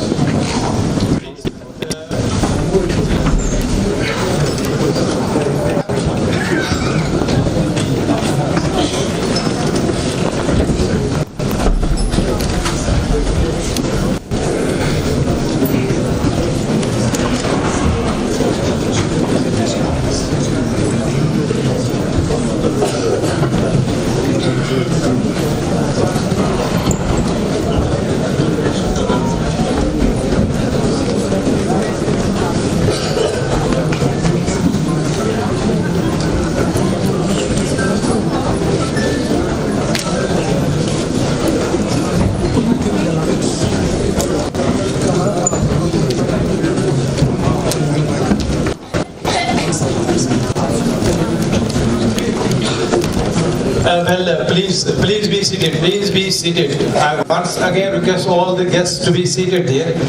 Before I invite the speaker for his formal lecture, let me introduce the House about the speaker. I don't think he needs much of the introduction. This well-known figure, Dr. Motilal Madar, the son of the soil, has already mentioned, is a globally renowned animal scientist, biotechnologist and a science manager. He is veterinary graduate from Punjab University, doctorate from University of Missouri, Columbia, founder of Animal Reproductive Biotechnology India and pioneered embryo transfer technology ETT, developed world's first IVF buffalo, contributed significantly to the education and science management, vice chancellor of two universities, the university that's Veterinary University Mathura and then Agriculture University of Akola. He has made DDG Animal Science ICR and also the chairman of the Animal Biotechnology Task Force, Government of India, fellow of 5 national science academies, recipient of many awards, so I cannot name many of them, but very especially has been conferred with that Vigyan Ratna Award by Haryana government and then honored with the Padma Shri Award by the Government of India in January 2022 in the field of science and engineering.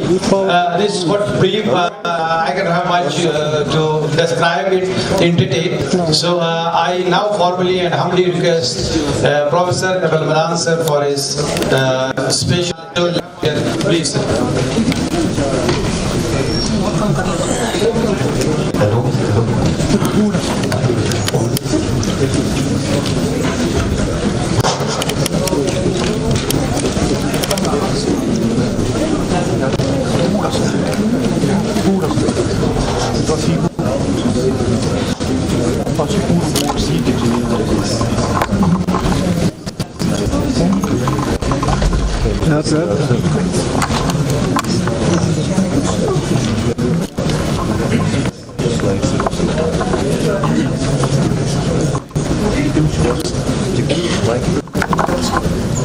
Lights, please off carry lights.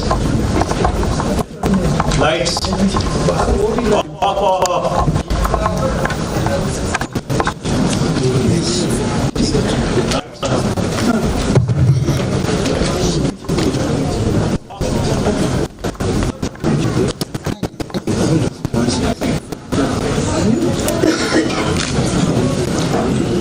Well, it's again a pleasure to be with you, Chairman of the session, Dr. Kanai, and co-chairman of the session, and friends.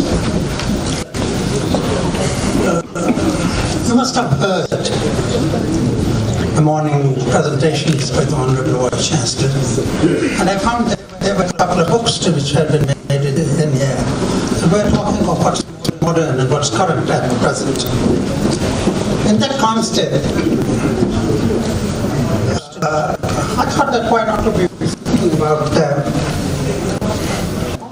important which has come up in years. And that's what we say that it used to be the be and end all of life at what time. Is it the same now or it has lost its importance? So what we talk about is that this lost gamete. Why do we talk about gamete? We talk about gamete because it is the unit of procreation. Without gamete, we could not have any procreation, and therefore it was the concept of reproductive health, fertility, and around it that it used all around the gamete. And as a fact that it also used to be the one which is connected with reproduction. And reproduction, in a definition where we will talk of the functioning of all systems, those which are connected with the processes which are the metamorphosis, the growth, development, they all used to come up in that shape. And that's what we used to say that gamete used to become a very critical and important event. This lecture today, I've been I will have to cut short some things, but it has got two parts. Part one, we will be talking about the evolution of the gametes, sexual reproduction. I need to put that. And in the second part, I'll be talking about this manipulation of the gametes, and then what the functioning of the gametes today is, and the performance of the manipulated genome. If we go towards the sexual reproduction, as a matter of fact, that the sexual reproduction, how has the sex been evolved? It's said that it is through about 3 billion years ago that the mechanisms of DNA repair came in, and then about 1 to 2 billion years ago that we have got sex evolved. Organisms that produce both sexually and asexually tend to switch under stressful conditions to sexual reproduction. And this is chiefly because the sexes came in for the consensus of their thought that yes, probably that we attributed today that was a conservation activity on the part of an animal. There was a favor, became that is the easiest way to prevent competition between the organisms and organelles of the parents.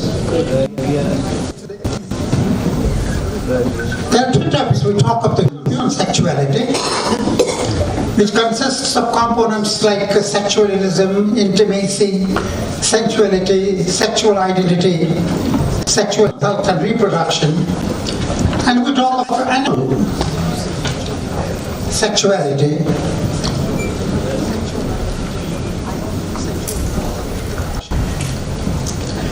in which that we address about the situations.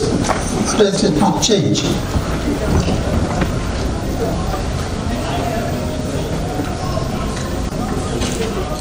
I think it's gone or something. Somebody should change this, right? I'm supposed to be putting out the side. But in the animal sexuality behavior, we are talking of reproductively motivated, termed as copulation. And the sexual impregnation and some animal sexual behavior is a method which involves competition.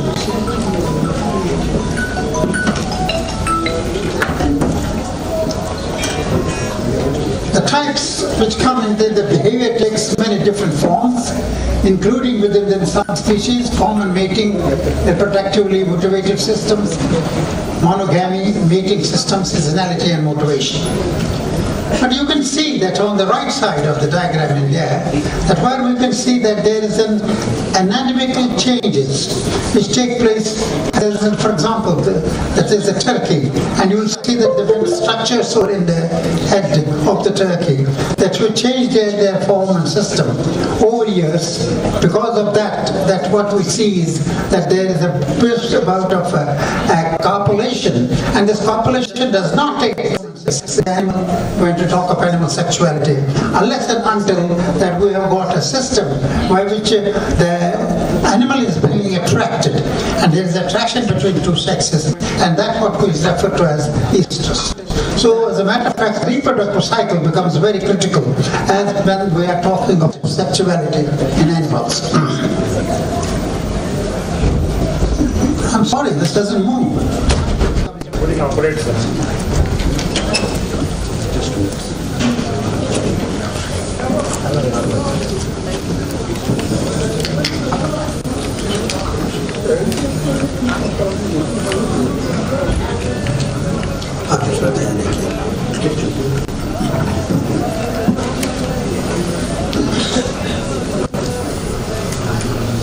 If we go now to sexuality, that how it is evolved over in the development of the sea, we see that the sexes can an evolutionary force. And the gonad evolution, it is very easily understood by all those who are sitting in here, that the evolution in this has come through the division which takes place in the cell. The cell division is mostly of two types. One we call it the mitotic division, another is the meiotic division. In space of the sexes formation, we have got a meiotic division which becomes very critical, because it is here that we have got the number of chromosomes add.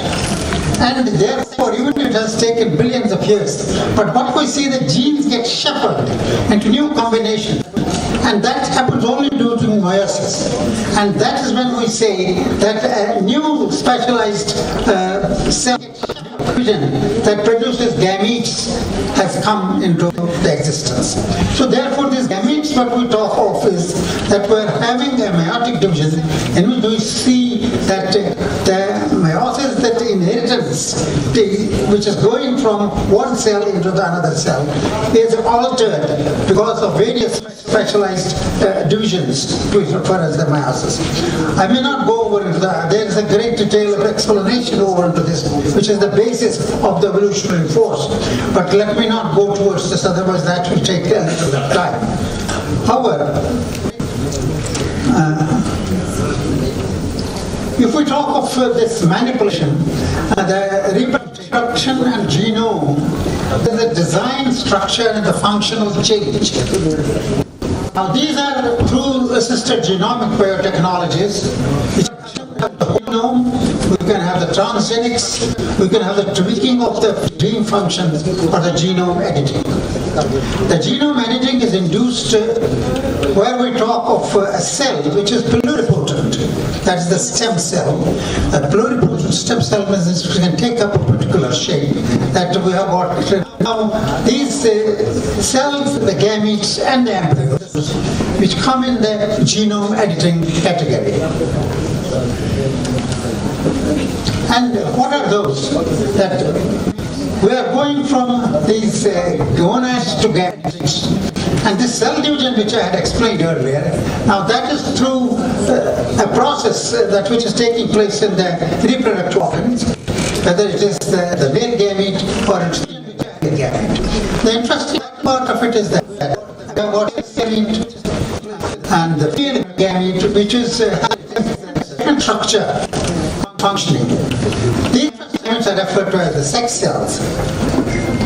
The sperm, or rather the egg, is about 100,000 times larger in volume than the sperm cell. And that is the first disparity which I want to point out to you, the results of which will be coming to us subsequently in the part of this lecture. Now, what is the foundation of this procreation? The foundation of procreation is that she meets he. That is, it is the egg which meets procreation. And as you can see that, you can see the comparative size differences over each continuum there, that the importance of a complex dialogue exists between the egg and the sperm. It is the egg which activates the sperm metabolism that is essential for fertilization, and the sperm reciprocates by activating the egg metabolism needed for onset of development. Interestingly, the structure of the sperm and the egg, the two cells have specialized for fertilization. That is the way the procreation starts. And this is what we talk of the cells, the basic cells, and the reproduction.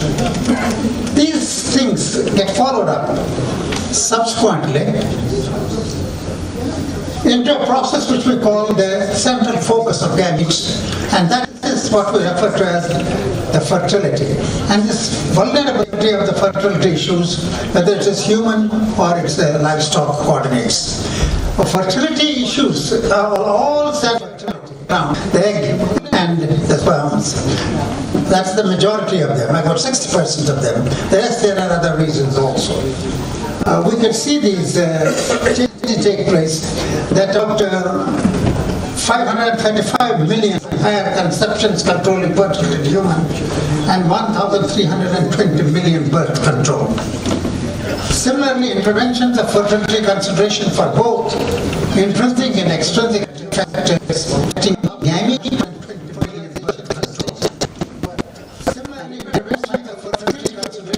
for this process of circulation.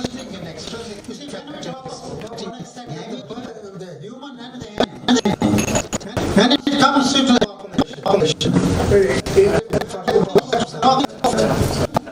to 1,320 million human beings where we need to control the fertility. We need to reduce the fertility. On the other hand, we have about 535 million where we need to increase consumption. So this is what we talk of the fertility among animals and the controlling of fertility among the humans. So the targets in both the events have to be the same, that is the act of fertilization and subsequently the development, higher development from fertilization. This is a diagram which should be familiar with most. What I wanted to say is that when we talk of this fertilization, this is an event which has to be synchronized. Whether it is the human or it is animal reproduction, that these series of events should take place. And these series of events have to be synchronous to each other. Then the fertility will take place. Now that is what is wonderful. And when it comes to the animals express themselves, what we call as the estrus. And it is through this expression that the union can take place and the fertilization takes place. While in the human beings, the situation is different. That means that fertilization does not take place at the same time. There is no signal which comes to the male to the female, or female to the male. But it's an event which takes place over a period of 3 days, which in the mid-cycle, instead of the end of the cycle as it is the pathway. Therefore, if we have to design a conception, what we have to do is, in case of animals, we have to concentrate in this small column which is in there, which is just before the ovulation process. And that's exactly what we do. We try to go for insemination before the ovulation, so that the sperm likes His Excellency, the female, to come down. And therefore, insemination take place. And if there is a delay in either of them, the fertility. Important, therefore, is that sperm and the eggs, and if there is a delay in either of them, the fertilization takes place. The fertility. Important, therefore, is that sperm and the growth in which that package has to grow, and then there's this LH surge which takes place before the ovulation is critical, and this LH surge is initiated through the stimulation which comes from the estrogen. And therefore you have different series of things, the progesterone coming down, estrogen going up, stimulation in the GNRH, electrolytes cause ovulation, the egg comes down, then we have got the sperms which go there, they have to mature, they have to be there ready before the egg comes down. And these events, that's what we talk of, the question of fertility. And in fertility, we see that different designer pathways have been taking place in order to bring about changes over the years. Whether these are environmental changes, that is the survival drive. We have got in human and animals in different types of phenotypic drive, artificial selection, and genomic editing. So, firstly, that we talk of the natural selection, then the artificial selection, and we now talk of the breeding by design. So over the years, the change has taken place. Firstly, it used to be the natural selection, as we say it. And then it came to it, the artificial selection. That we design a young being born, produced in this fashion. And I take this slide to you, that what the selection used to be. The selection used to be the whole genome. Whole genome means that will take an animal. For example, we have got an indigenous cow over there. And then there were various parameters on the basis of which we make selection. And they used to be, for example, the cycle state, the maturity, the gamete union, the conception, male and female, fertility, pregnancy, and marriage. the event space with post mating, the male infertility, mating behavior, environmental adaptability. We used to select an individual, whether it's a human or it's an animal.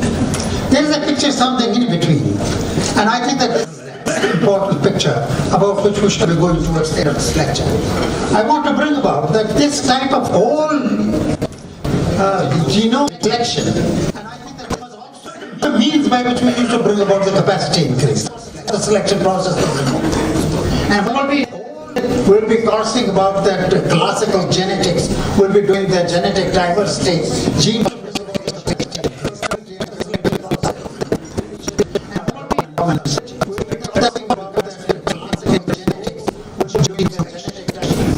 but then from the whole genome collection, we have gone over where we are talking of manipulating these areas where this production of these gametes has done. And I think that was the first important event which came over the process of synchronization. And that is what we see, the endocrine manipulation. In here you can see an ovary which has been super-ovulated. From super-ovulated, the young embryos form. Now these embryos have been taken out from the female reproductive tract and taken and put into another female reproductive tract, which we call the embryo transfer technology. And that is, the embryos were produced in vivo and then transferred. And this was being done through a manipulation of hormones, hormone endocrine manipulation. So the first important event came where we are talking of designer animal who thought that manipulating their hormone function. And that, in manipulation of this hormone function, that what we had really was that we used to talk of this female selection and several other events which will come over into the pregnancy confirmation. Dramatic thing that we would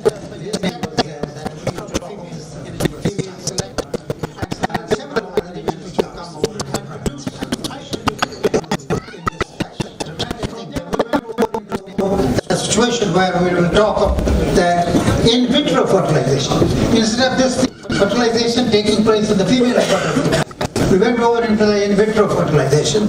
And in vitro fertilization, the situation that we have to mature these eggs outside the body, we have to mature the sperm outside the body, we have to provide the right environment by which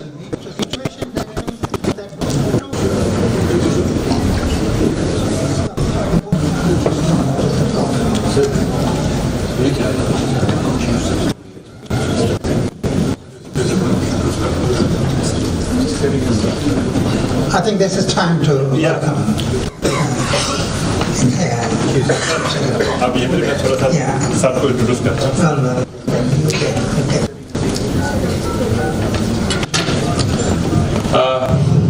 Thank you, sir.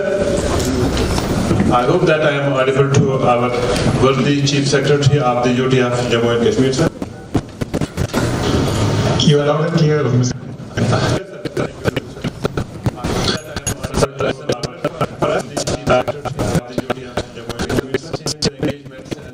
Schedules you have, and out of those busy schedules, this moment for us. Thank you very much, sir. Sir, today we have in this university 3 days event happening. It is the Physiologists of India, wherein we have renowned experts from a country assembled here to debate the role of livestock husbandry in building the economy. Physiologists of India, wherein the renowned experts of this country assembled here to debate the role of livestock husbandry, who has been the Deputy Director General in ICIA and had very important positions across nationally. So there are experts from IITs and from IIMs and from premium institutions around the country. And sir, we will not just take too much of your time, and would kindly request your good self to bless us with your Why don't we complete the intervention that was going on rather than interrupting it? अच्छा sir, हाँ sir, वो doctor अमल Madan sir वो फिर continue करेंगे 5 minute फिर sir. Let him continue. Okay sir, thank you sir. Thanks sir.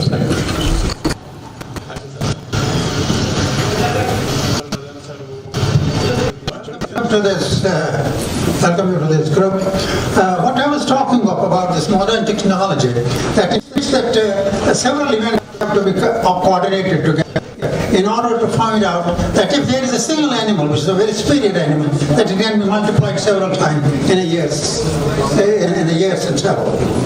And then we went over into the process of in vitro production of young one. This is giving problems. I don't know why. Is it? Okay. That in this process of in vitro fertilization, we have to do the in vitro maturation, then the fertilization, embryo production, and then transfer of it in a can. Now this whole thing is being done on a laboratory bench. So in fact, that what used to be done in the natural incubator, that's the female reproductive tract. So when it has come out from there into the laboratory bench, that means that we have now the possibilities of manuring in it. And that's exactly what we have been able to do, that bring about changes in this process so that we can manipulate various aspects of this. For example, in this process that the world's first IVF calf was born here, and then this calf which you see on the left side matured into a bull, and then bull donated semen, and from that semen we had the young ones produced. So that is the proof of the fact that not only that the semen was evaluated thoroughly, and it was seen that we don't see any deformity over in there, that we don't see that this is different than what a normal reproduction will take place. Of course, that at that time when we started, we had only one animal, but subsequently we had a series of animals.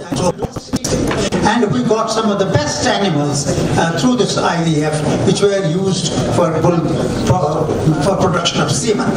And that semen, which had a superiority over the rest of the semen in terms of the productive ability of the male. And this method was further quicked up through the use of this technology. Pick up a single ovum from an ovary and then do the in vitro fertilization. Here the efficiency of our production system was increased, and in this is where the cattle were also involved and ovum was taken place. Technique, if we have got these embryos and they are with us, whether they are for IVF or they are fresh, what are we going to do with them? They are supposed to be put in this can, and we really say the life in the calf in the can. 5 to 6 days of age, and put it over in there, and then it remains for years together. We have got today calves being produced from the embryos, which had been stored about 14 years, 15 years back in our program. And the important thing for this is that in this process of cryopreservation, that we have to evaluate them and see that what is the effect which comes over onto the animal system itself. We have, through our studies so far, not found that over the process of preservation that we have got our, except that the conception goes slightly down, it's about 7% comes down. This freezing of embryos has brought in a new dimension. Quantity over into our process of cryopreservation. And this successfully, there is some pointed out that this technology of IVF and ET were produced about 15, 16 years back. But then there were no takers for it. But it was now realized, we have been impressing on the government, that there can be no improvement over in indigenous cattle in our country unless we are able to produce good bulls, unless we are able to select excellent female donating us the female eggs, earn from there that we can do the IVF. And it is through this process that today about 280 crore and the Gopal mission has been put up by the state government, by the government of India, to states to have these programs going on. And you see this here, it is this performance and IVF through the country. It started with about 27 stations. Now it has gone to, it really started with about 18 centers. It has now gone to about 26 centers. And these are the centers. And what's important to be seen in there, that in some centers that you can see that for example, that we have got about thousands of embryos produced through IVF technology under field conditions, and then we have got calves which are born. You can see this in this column, that embryos transfer pregnancies made, a number of calves born, and you can see that there are sometimes about 152 calves. You can see 346 calves over there, which are born not in laboratory, but under field conditions. And this is what really the technology was. Therefore, we are now trying to design an animal over in the field conditions, so that the one which is required for our use in the field. We go further on to this, that the technology goes further on to this, where we are talking of using, along with this, a process of what we could say as a genomic selection. And the genomic selection, using the chips. These chips are the ones from which that these SNPs have been estimated depending upon the phenotypes, and genomic selection exception to accurate estimate the productive ability of an animal. Today we have got the structure, function, evolution, and mapping of these genomes. There are 3 chips in the circulation at present in terms of the research. One is which is produced by the National Bureau of Animal Genetic Resources. The second from the Animal Genetic Biotechnology Institute in Hyderabad. And the third is the one which has been produced by NDT. Now all the 3 have certain claims, but we have look over into this. But please remember, today there is no selection taking place in the world, in the Western world, except using these 2 technologies.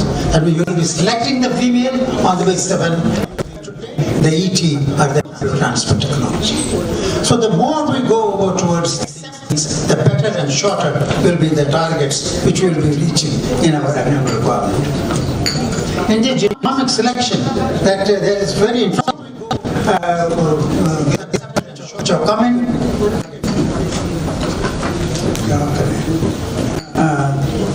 There is what we call it now the genomic selection methodology, widely used in animal breeding industry. We are talking today of understanding the epigenetic considerations, machine data and artificial insemination used in this process. An important concern for a long-term genomic selection may be serious reduction in the additive variance that may limit the future growth. This has been seen that since our variability is so vast, the animals are so variable, they don't belong to any single clan. So therefore, that this is not something we should be very much concerned about. But the genomic selection is something which the animals are more resolved to. With limitations, because we don't have that basic data on which the animals from which we could see that generation to generation was just a change. But now with the latest tools which are available to us, that we can go a little further. And I will be talking about these latest tools onto you. And this is the one which we will be speaking about. Is where we are talking of these cells, that is the embryonic cells. They are made in such a fashion to function that we can clone from one cell, we can clone and make it a similar young one produced from a single cell. And there are different methodologies that may not be relevant for me to talk to, with different methodologies. But the essential thing is that this embryonic stem cell, that means the stem cell which is present over in the embryos, or the dorsal lip of it, or then when the blastocyst cells.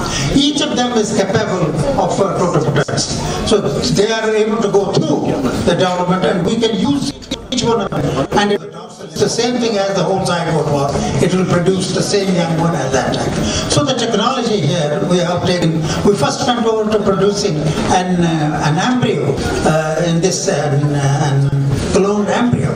And then from cloned embryo we went to a cloned calf. And from cloned calf we went over to the producing the full animals in there. Now using this technology, that we can see that in here, This is from somatic cell. One I was talking about embryonic cell. Now this is the one which is somatic cell. Now which one is somatic cell? Somatic cell is the cell which is in the body cell. Now these body cells are not total. What we have to do is that we have to change the factory inside the cells. So that's what is being done. That the cell which was supposed to be a cell of a particular organ is now made to change its pathway, and therefore we make this cell to change from a destined cell to a total cell, where we'll be able to make it go to a cell in which we want it to go. And that's what we call the cloning from somatic cells. Today, that we are not requiring now the ovary or the sperm. The technology says that we can take a cell from the ear. And there's the somatic cell from the epithelial cell. We can take any body cell and type this to produce a gamete. And that's what is in front of you. For example, that is how this cloning somatic cells is being done. But the interesting thing is this is a calf which has been produced from this buffalo. This buffalo was dead about 8 years back when this calf was produced. And this was not again produced from the sperm, but was produced through as a glow from the epithelial cell which is present in the semen. So epithelial cell from the semen was taken, and then that was used for cloning, and this young calf was produced. So this technology has been further taken up, and I'm sure you will be hearing more about that we are talking of this stem cell technology now, which is we are talking about inducing pluripotency in the stem cell and regenerative medicine. That means that we can take it to any particular organ and make it to make organs. It may be a liver cell, and coronary cell, an ear cell, a heart cell. So this can be typed into making them. And for our purpose, that what we are talking about reproduction, we are talking of an animal being formed out of that. And it will have the course similar to this. In here you can see, I hope that people from SAR are here, and this is a clone to clone. The above one is a larger clone, and these are 9 calves which are born as a clone to that calf. So you can imagine that this is a clone. It's a unique technology which is in this country. There are very few countries in the world that are having this technology. Clone, especially for buffaloes, is exclusive with us here in India. And these are the clone calves which are born, and the generation of them, you can see that they are all almost of the same stature and height. I hope that people from, I know that people from SAR are there, and they will be speaking about that. This is a calf which has been cloned in the first instance in Karnal, and then subsequently the technology was used in there. Further in this, quickly, that I must bring into this, because you were talking of, you were talking about the G20, and ICR has showcased this cloning technology for G20. It's enhancing livestock productivity through animal cloning. There's a big poster which has been produced in which that we are showing that how are these clones which are produced. These are all actual pictures which have been taken from the cloned animals which have been produced at NGRI, Karnal, and at the Buffalo Institute in HSR. Now, 3 quick things I would like to before I end up. One is that we are talking of interventions through designer technology. Now, designer means that we are having this biotechnological advances in stem cell, where we are talking of gametogenesis, genetic engineering, potential treatment of hereditary diseases by means of gene and cell therapy approaches. We are also talking of reprogramming approaches that drive terminally differentiated somatic cells into pluripotent similar cells. We also talk of, under these designer technologies, that the different reprogrammings which have got different parts of reprogramming, and we have an approach over into this reprogram, how we can go over into the reprogram. It is just like we have a factory, that in this factory the material produces cloth.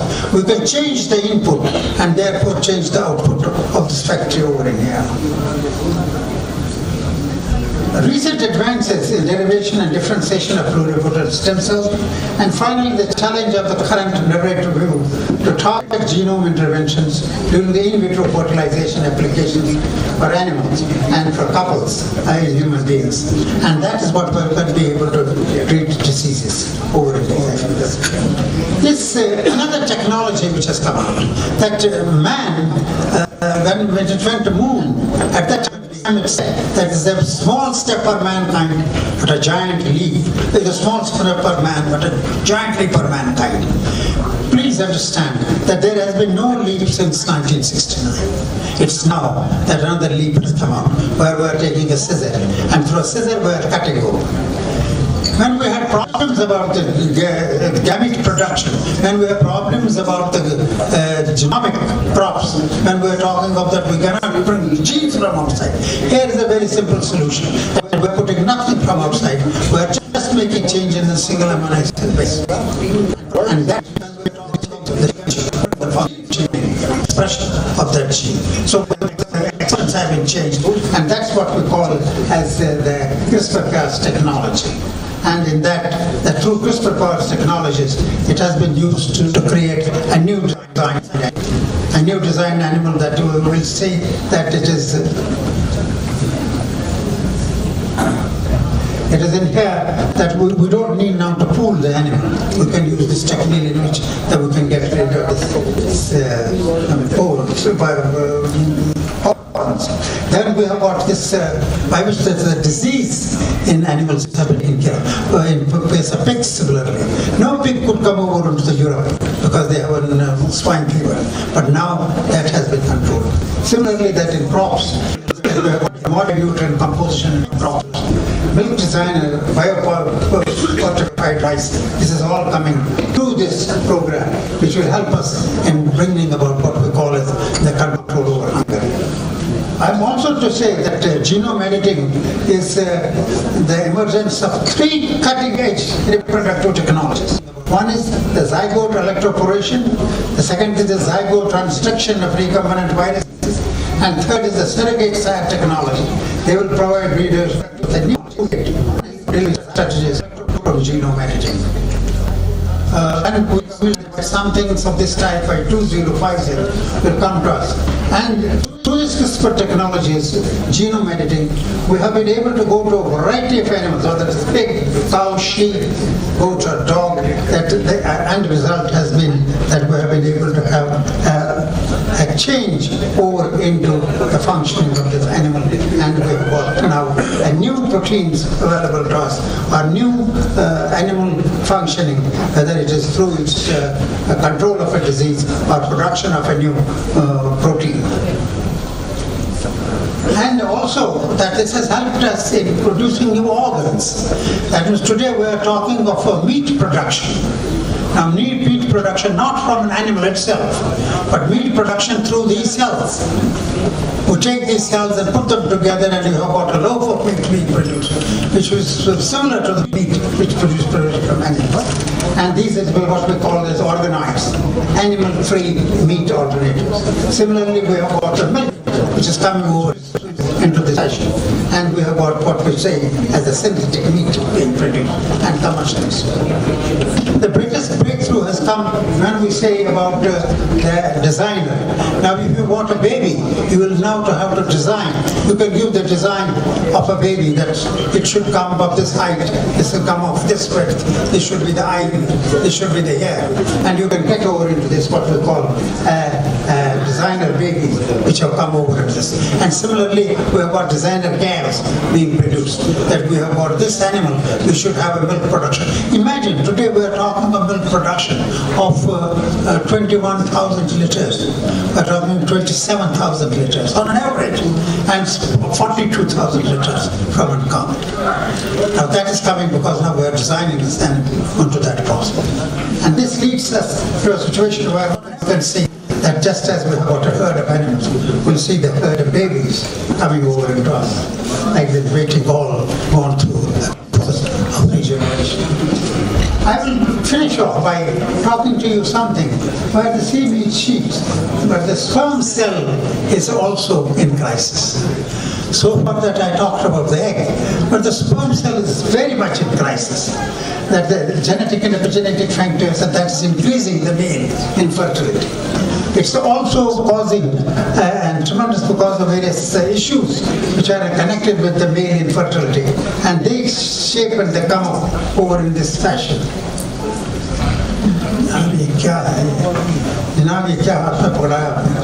For example, male factor infertility, which is about 40 to 45%. Then aging, losses in fertility, motility, structure, capacity to fertilize, under these aberrations, spermatic genetic aberrations, and autoimmunization. These all are factors which are today determining the semen activity. Therefore, that the sperm structure, delivery system, sperm numbers, single sperm numbers, and intracytoplazmal delivery, they are all very connected over in making the possibilities of the male infertility, which are responsible. And all these things are making what we say in the male. And therefore, over top of it, that we have got sperm success and molecular challenges, which is coming over into the female. And I think it's at this time that I must bring home to you that the future perspective, in which that we see the biomedical interventions, successful or not, have attempted to restore something perceived so far in deficiency. That is what we say, the capacity building. If an animal had it lower, that's the title we were talking of, capacity building, which was perceived in the human population. For example, the pigeon, the egg, mobility and increasing productivity. But now we are fast approaching the moment when humans and animals and machines merge. That means sexuality will just be for pleasure, but the other things will come up. That fast approach, as I said. I will have to share just 2 more slides to this thing. That is the designer technologies and reproductive management, which will come up. Whether they are designer fantasies, but we hope about the maturity today, designer technologies which will come up. And for this, we'll be using the somatic cells. The gamete story, I was completed. That means the technological advancement modify performance with or without the gamete. With or without the gamete, which involves modifying genetic control in pathological systems. And gamete is a lost procreation system. That is so far which we used to see the gamete is the end of it has lost that and reproductive and population health. And it is therefore that we have gotten he and she in having a dialogue. I'm told that they had this dialogue in secrecy, talking to each other. But I think our Vice Chancellor yesterday heard it, what they were talking together. And he is going to share with us that she says to him, she says to him. And she talks of it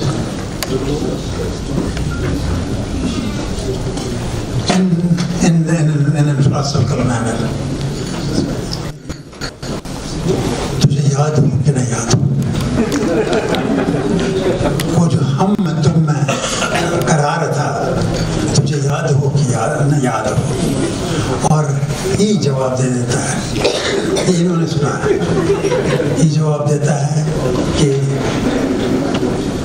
Majaz कभी मैं ऐसे हो सकती थी कि मैं आपका नहीं सुन सकती हम तो कायल हैं आपके कि एक स्पर्म जो होता है मेल का होता है आप दरवाजा बंद कर देते हैं दूसरा नहीं जा सकता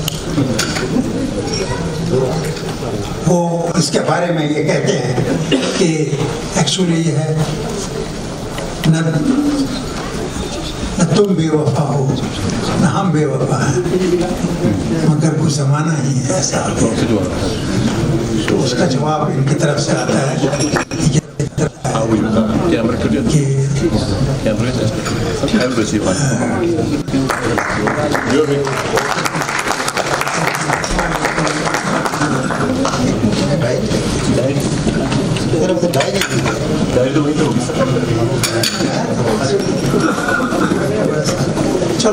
let's leave that.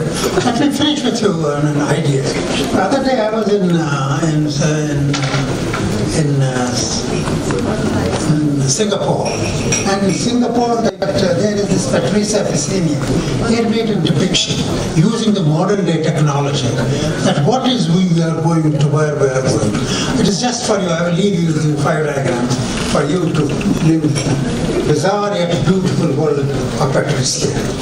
This is the type of world she is talking about.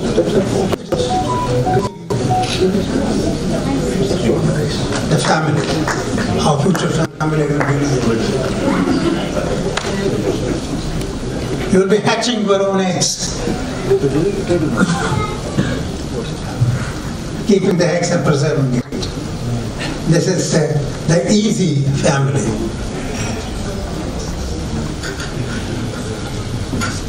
The technological final frontier. This is the man who will have a long life to live for using this technology. Thank you very much. Thank you very much. Thank you very much, sir. Thank you, Professor Evan Balan, sir, the recipient of the Vikya Ratan Award and the recipient of the Padma Shri Award, and the father of the animal reproductive biotechnologies in India. The first in vitro calf which was born at India long back was the outcome of his research at NDRI, and that has then laid the foundations of the modern reproductive biotechnology in India, and all the successes which we see in today in India, they are ascribed to him. So you have very well connected the topic of this conference with the life of food security and sustainability, and that too very interestingly through sex and sexual reproduction in animals, how it could be possible. Sir, when you talk about you talked about basically about the recombinational events and how those recombinational events are helping us in evolution, and how can control reproduction artificially. You spoke to us about the manipulating the hormones, the gene editing technologies, and the reproductive growth technologies, and the country acknowledges your contribution to this sustainable animal production. And I'm very pleased to share with you that now we are joined by our worthy Chief Secretary of the UT of Jammu and Kashmir, Dr. A.K. Mehta sir. And let me tell you very quickly about this great bureaucrat of Jammu and Kashmir. Jammu and Kashmir is ahead of many states in the country, be it the governance, the transparency, the accountability, and the development. I'm pleased to share with you that 444 public services have now been made online in Jammu and Kashmir. Srinagar and Jammu are coming up as two smart cities of the country. The lake, beautiful lake we do say outside, it was dying a couple of years before. Now that dying lake is being retrieved back to those earlier days of the glory. The tourism in Jammu and Kashmir is at peak. Many friends were requesting me, and for such conferences I am unable to accept their requests because I don't find the accommodation in the hotels in Srinagar city in these days. The G20 leadership of the India is being demonstrated in Jammu and Kashmir under the very able leadership of our worthy Chief Secretary Dr. A.K. Mehta sir, and especially for us in agriculture. Dr. A.K. Mehta sir were very kind to approve a project, the Holistic Agricultural Development Project of 5,000 crore rupees for agriculture in Jammu and Kashmir. And it has happened first time in Jammu and Kashmir, and we have conceptualized that it should be from us, from the Jammu and Kashmir, an evergreen revolution in agriculture. And that first revolution, and it didn't come, so that's how is our the Chief Secretary's small introduction. But sir, let me tell you sir, besides Dr. Abel Madan sir, we have the president of this society, Dr. Tripathi sir, and we also have Dr. S.N. Tripathi sir,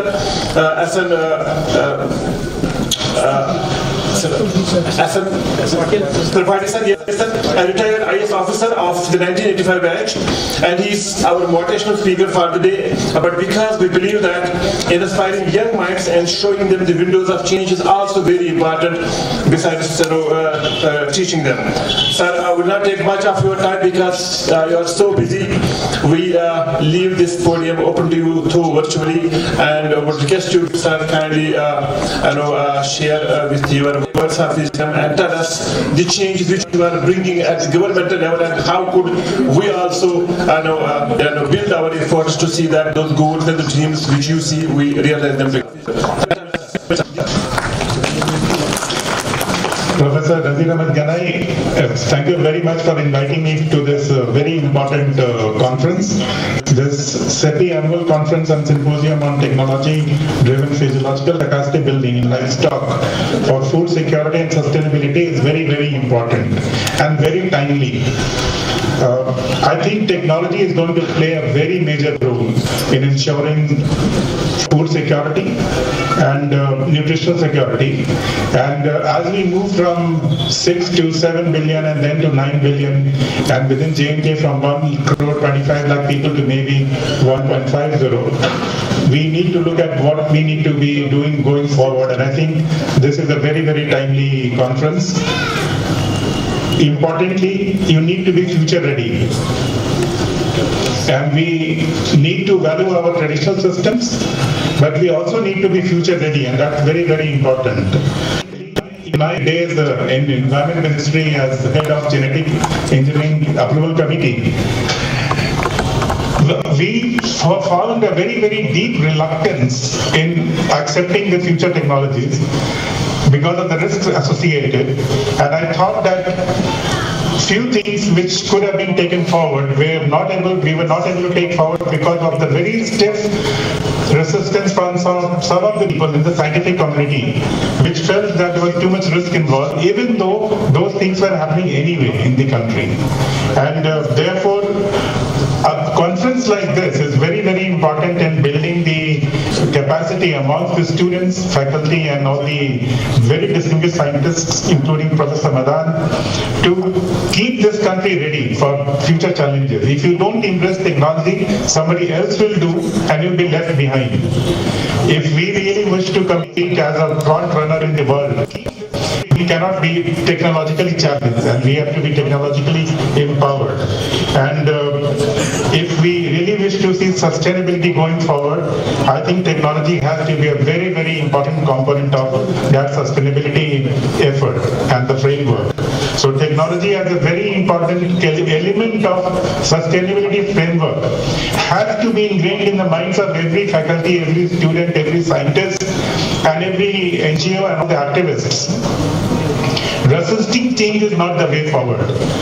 Being careful is very important, but being paralyzed is not the way forward. Professor Madan talked about cloning, he talked about gene editing, he talked about gene splicing, and possibility of us producing meat without having to sort of rear an actual cow or something like that. Those are all going to become a reality. And whether we like it or dislike it, this is going to become a reality, and we need to be ready to accept the reality as and when it happens, and that time is not going to be very far away from today. The students who might be here in the hall, they may think that this is something like a scientific fiction. It is not. Who 30 years back, if you had been told that you will be able to see people on mobile, you would have laughed at it. You would have thought it is not possible. But today you are actually doing it. I'm sure that in times to come you will carry a lot of knowledge in a chip, and you may not be required to do a lot of things that you do today. So preparing ourselves in the university, in SKUAST-Kashmir as well as SKUAST Jammu, for being ready to embrace the future is very important. And this event which is happening, they should draw up an action plan. And Professor Ganai, I will request you to sit down with the experts there and see that how do you ensure Professor Madan talked about and other people are going to talk about, how does it get ingrained in the DNA of what we do today? It has to be ingrained in the DNA of what, in the business as usual scenario, that this is how we think, this is how we do. I'm not for one moment saying that traditional knowledge is not important. It is. But not being ready for future is also not correct. We should be ready for future. Future is going to be technology driven, future is going to be knowledge driven, and we will have to be ready with that.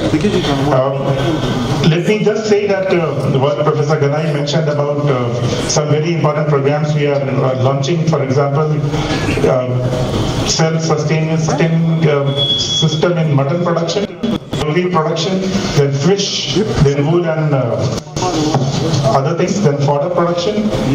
All of these are going to be important.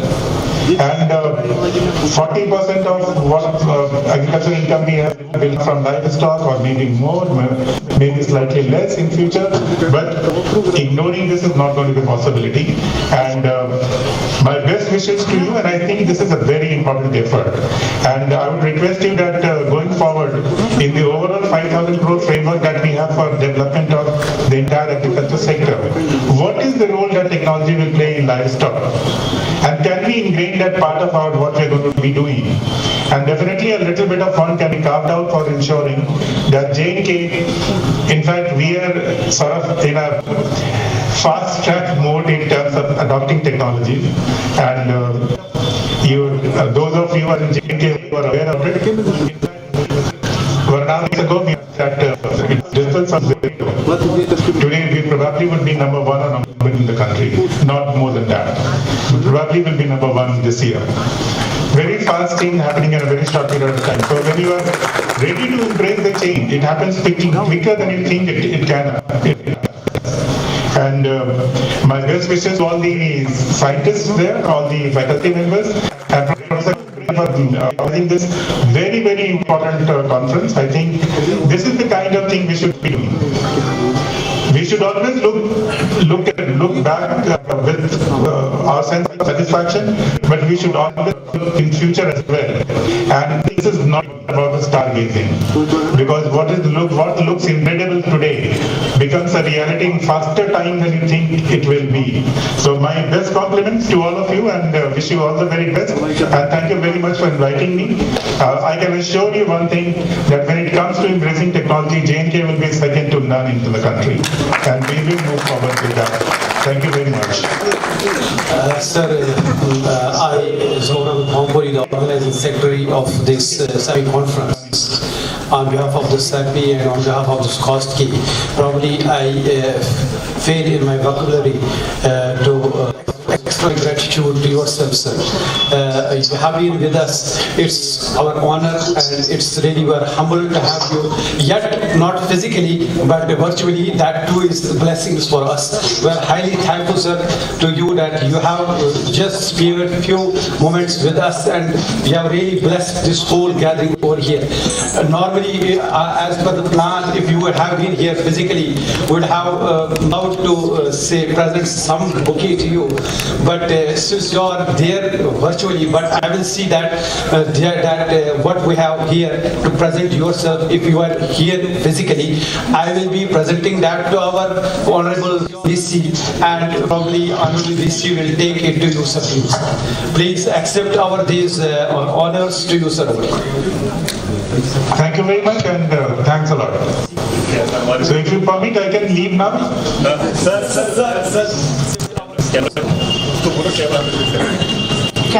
Camera centre में रखें.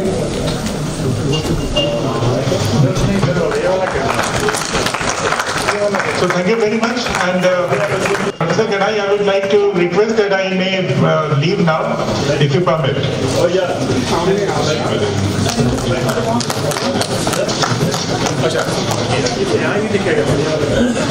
Sir, thank you very much, sir. We are so grateful to you, and as said rightly by you, that we are not second to none in embracing the technologies. And from this livestock sector, I am so pleased to say that the gene editing technology is something which is coming up fast, and our university has already taken up this challenge. We are also building the recombinant DNA vaccines in our university, and no other university across the country is working on 5 such vaccines. We are also going bit about capacity and speed building in order to speed our capacity to evolve new varieties which are climate resilient and high yielding and high quality varieties. And sir, we have your support. Therefore, we are really empowered to deliver fast to your expectations and make Jammu and Kashmir as the shining crown of India. Thank you very much, sir. Thank you for being with us. Thank you very much.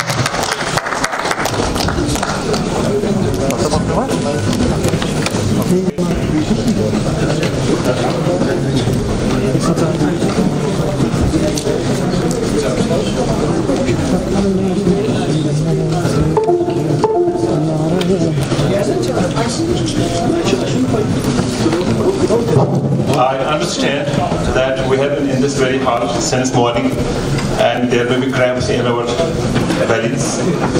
But then sometimes we have and Ramadan, the month of fasting was just over, and for 30 days we would just behave like this and we would just pass through such situations. We would just take meals, maybe very early in the morning at 4 and then go for 17 hours off here.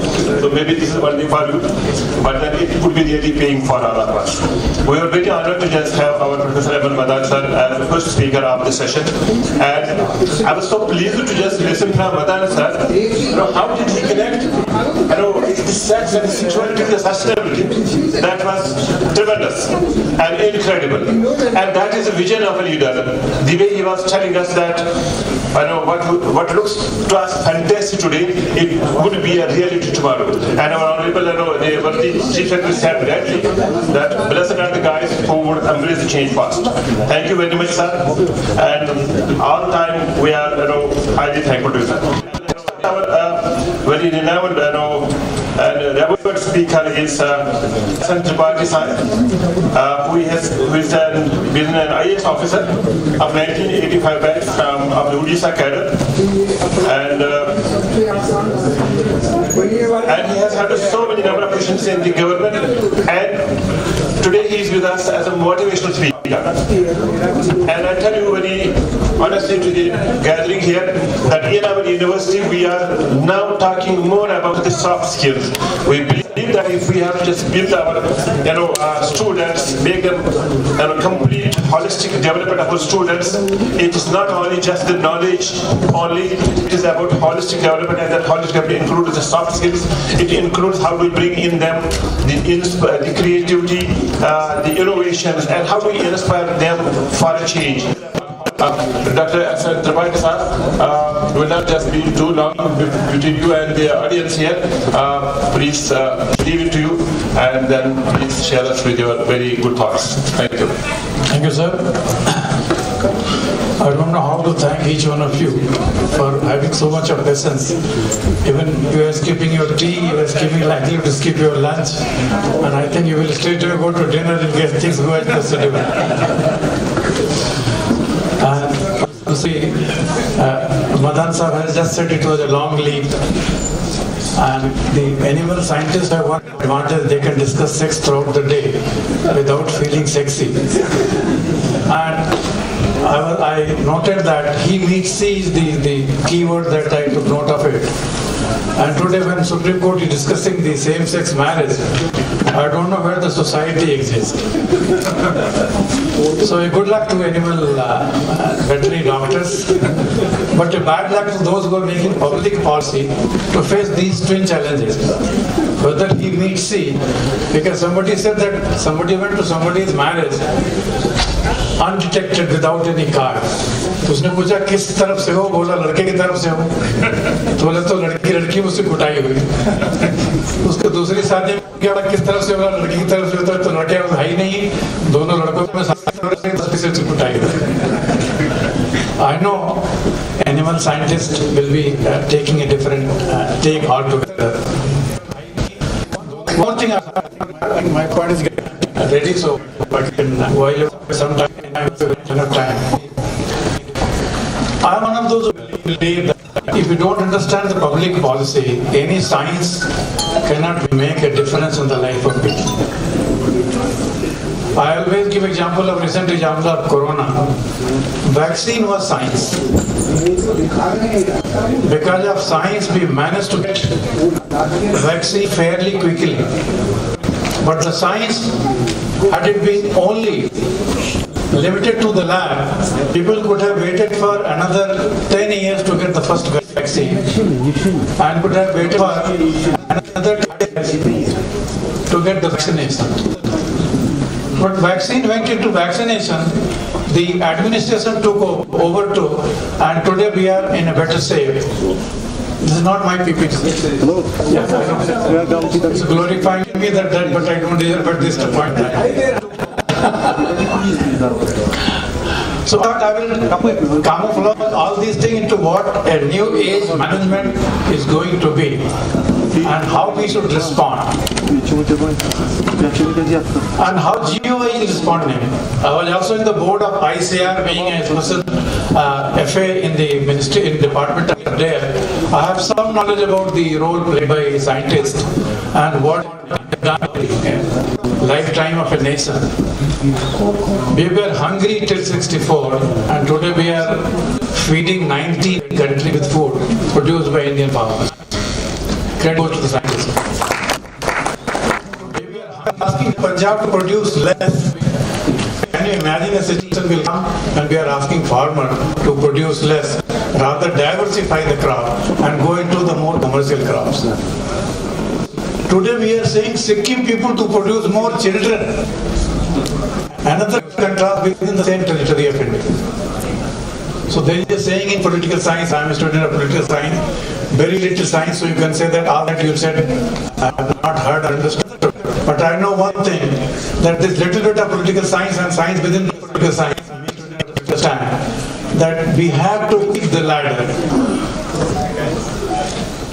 The principles, policies, and very fact that Western societies are imposing developing world not work in situations.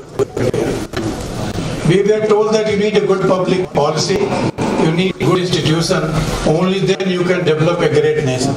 Yeah, that's all. So I would like to talk about new age management, what we are teaching in IIP. And within that, I will try to see that you don't feel unmotivated because it is talking about management and you are taking yourself away from what you are doing today. Please, kindly go slowly, I am a slow board. So you handle it for me. I am saying MG is the minimum government and maximum governance, what God is talking about. We are talking of less science and more of technology we are talking about. Improving governance, not strengthening government. Most of the time you see a scientist, I'm telling you, I was in there. When you talk to a research institution, they will come that, हमको 200 एकड़ जमीन चाहिए, 500 scientist चाहिए, इसके बाद क्या करेंगे, गेहूं की एक और बड़ी वैरायटी ले आएंगे. I'm not against it, but we are high in production of those areas. Can we add value and can we add science, can we add technology? We need to think differently. We have to come out from famine mindset. Bengal famine has still stuck into the scientists and much more in the bureaucracy, and politicians have never come out of it. That only shortages need to be efficient managed. Surplus something else into the scientists. Therefore, slowly keep the previous answer. Kicking away the ladder is the principle today. And I mean it. There is a book also in the same name, Kicking Away the Ladder. You can find out, Google it out.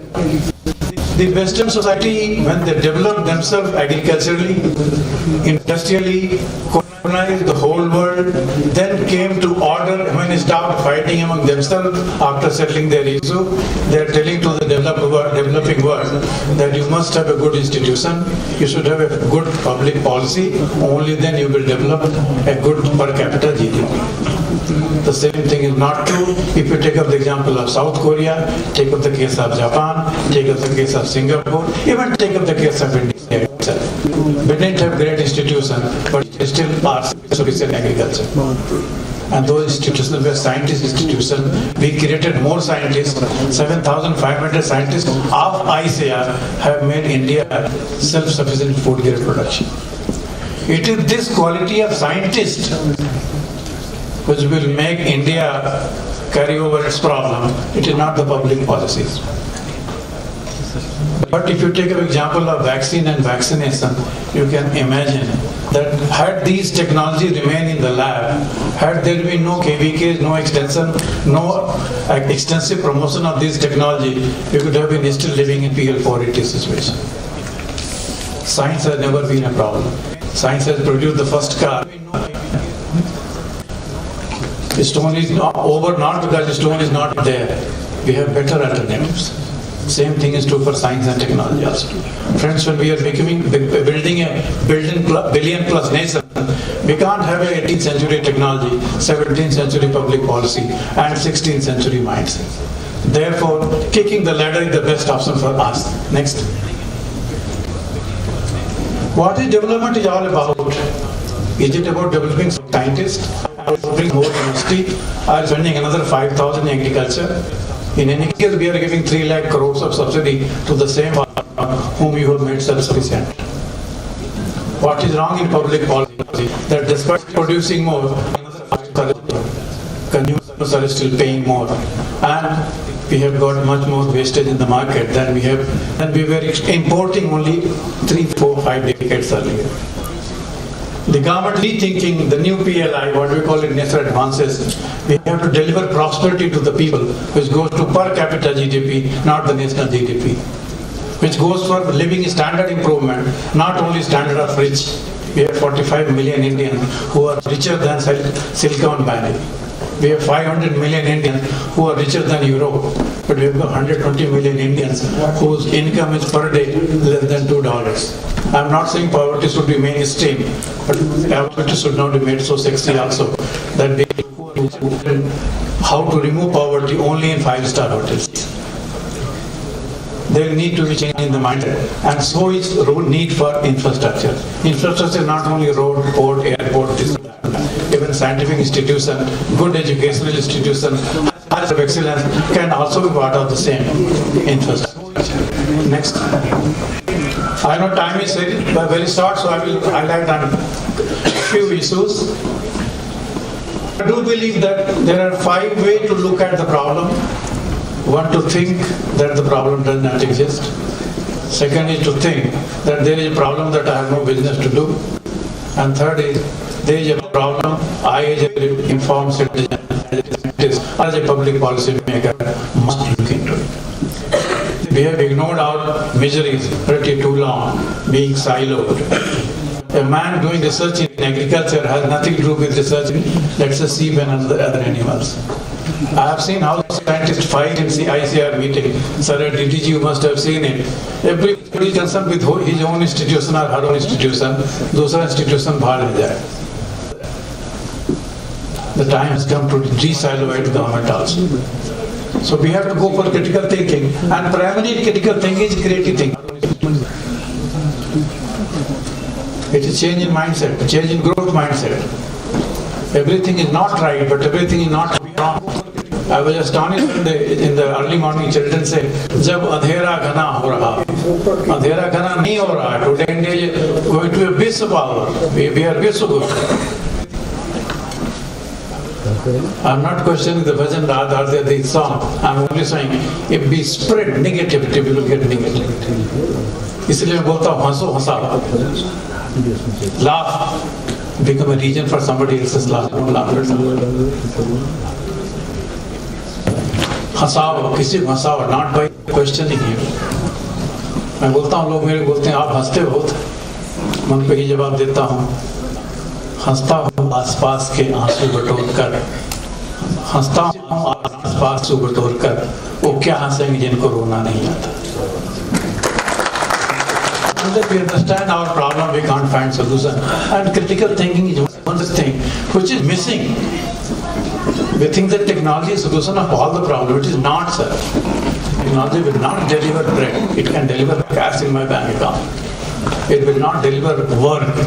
Because today, workforce and workplace, all three are changing simultaneously. अब सवेरे बच्चा नहीं बोलता कि मैं office जा रहा हूँ. बहुत सारे बच्चे तो ऑफिस जा ही नहीं रहे. हमारा तो बच्चा 2 साल से ऑफिस नहीं गया. Working for Accenture work from home.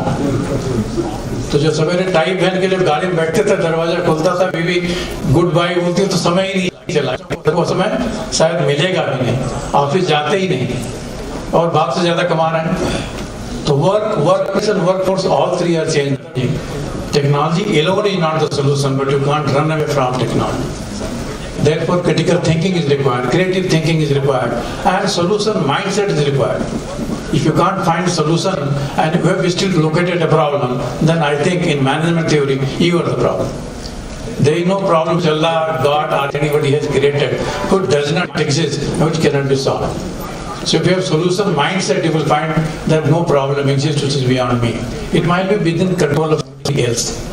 I know the plight of Vice Chancellor, head of those institutions, how many problems there are.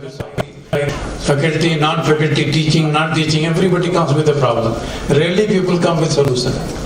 Maybe this university must be exceptional. Things are much here. But whatever institution I've had in my life, 34 years of government life, I have always seen that either two categories of people will come to you. One, Prabhu Charitra Sunivek. Sir, आप जैसा महान vice chancellor, आप जैसा महान director कभी आया ही नहीं. And same people when you got transferred, they say, आपन तेज नाम समारोह वहाँ पे.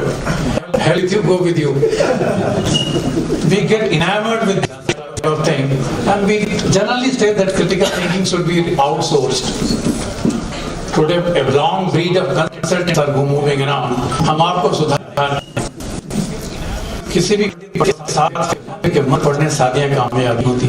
Ladies and gentlemen, it is man and woman. It is the pair that will make it succeed. We try to outsource wisdom from outside. Outsource wisdom is like borrowed wisdom. उधार के सिंदूर से सुहागन बहुत दिन तक नहीं रह सकते. It can be good photographic opportunity. I do believe that we need to go for critical thinking. We have already seen what has happened to the system. We were believing in trickle down, that if farmers will produce more, hunger will go. Hunger did not go. Even Professor Lal was saying, Madhullah was saying that there is a hidden hunger. We believed for too long that trickle down.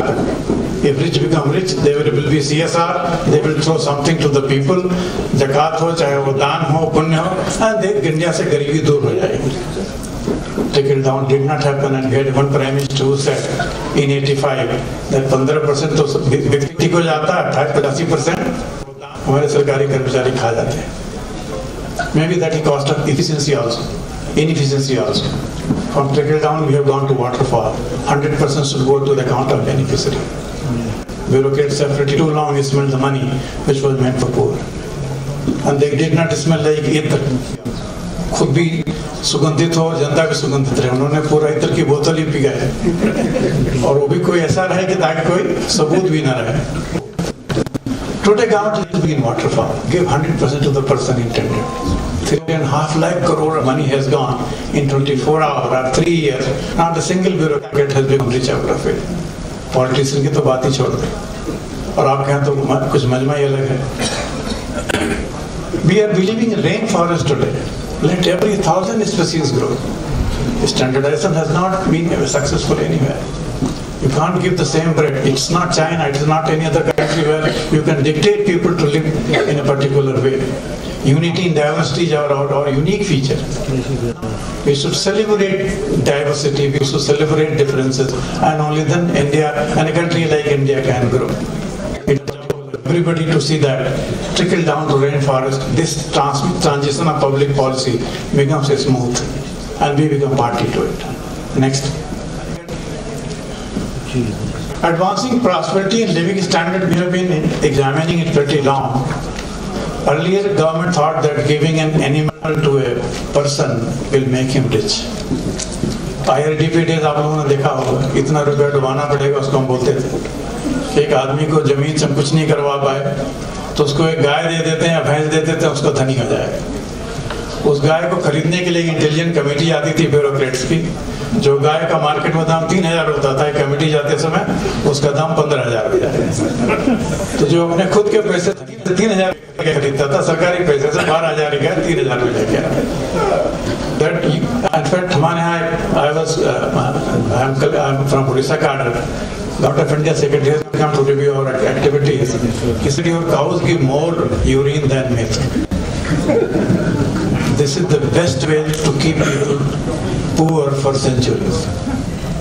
Earlier they had self-respect. Today after loan of 3,000 they can't go to a bank also. And cows were transferred from Khunta Badal X to Y. तो अगर गाय को छोड़ दो घर से तो bank को भाग देती है अगली बार किसके घर जाना.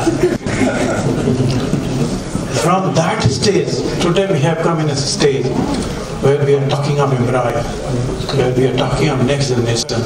And I can only say, and I was very much elated that India is leading in certain areas. Only leaders can make leaders prosperous and country prosperous. Followers will continue to be carrying jhola and going chatukarta for the leader, and they will always remain second hand, third hand, fourth hand. We require leadership in certain sectors. Let's take up any one sector itself. We have leadership in many areas. Today India is a defense exporter. Can one imagine? Out of $400 billion US of export, $225 billion is only IT service, which started after Y2K problem in 2000. Only 20 years we can be there in certain areas. When country have 1 billion plus sites to walk one step only, we talk 1.4 billion step a day. And that is what can make a country great. Therefore, improving living standard requires a different way of thinking. It's not that it will be only thought by the Chief Secretary and Vice Chancellor will have nothing to do. और वो पैसा घूम फिर के आपको वहीं से आता जो जनता देती है. We can't remain irresponsible that scientists should not have nothing to do with poverty. Scientists have nothing to do with public policy. Everybody's business is to look into public policy. It is too serious a business to be delegated to Chief Secretary or to a couple of handful of IAS officers. In any case, my population is only 5,000 in India. We are a fairly intelligent species. But we are blamed for sunset to sunrise. As if the rest of bureaucracy doesn't matter. Friends, we are one in developing India, making nation great. So living standard improvement will require role of capitalism. Fighting corruption is not critical to economic development. People have seen that most corrupt society develop faster than less corrupt society. I am not promoting corruption, but I am only saying that allow the system to work first. Give a poor man a poor house first, but give him land first. Next generation, he will improve that house. Third generation, he will put up a double-story, triple-story, four-story house. Let's not give him flat in civil lines. Until then, let him live like a richer person. We need a critical new thinking about all this. And to put thinking on different lines. Next.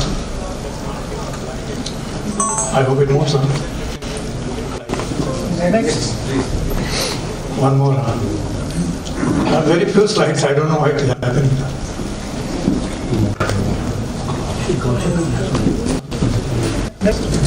Next time. One more aspect is what we call it reasoning. We have reasons for not doing many things. ऐसा बोलेंगे तो ऐसा हो जाएगा. Many accidents we imagine never happen. In any case, 99% function capacity 3% of its life. 97% the same tire tube, everything. But we imagine so many problems in our life that they must नहीं हो पाए. हमसे ना हो पाए. जब तक मेरा तब तक नहीं भी दूंगा. माननीय प्रधानमंत्री जी बोलते हैं न खाऊंगा न खाने दूंगा, और हमारी ब्यूरोक्रेसी बोलते हैं होने दूंगा न करूंगा. Is it not a dichotomy in public policy? जिसके कंधे पर जिसके लिए आप काम कर रहे हैं, आज की तारीख में सरकार का जो सैलरी नॉन सैलरी बिल है, it is 52% of our budget.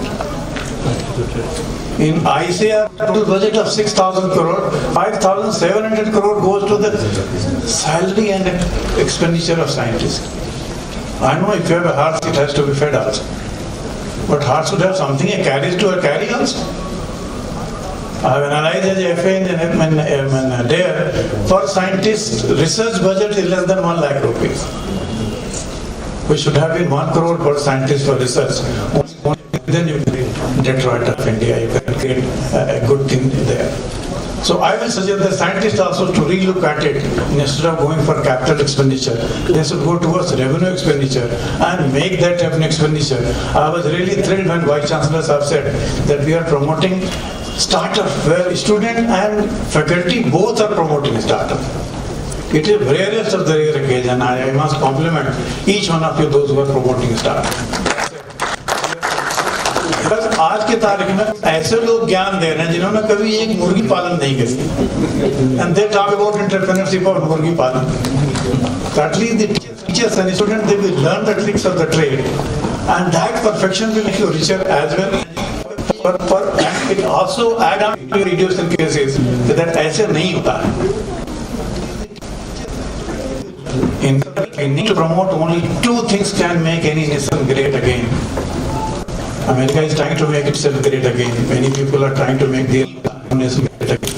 But a well-research has always said that only two things can make a nation great again. And one is education, second is credit, third is nothing.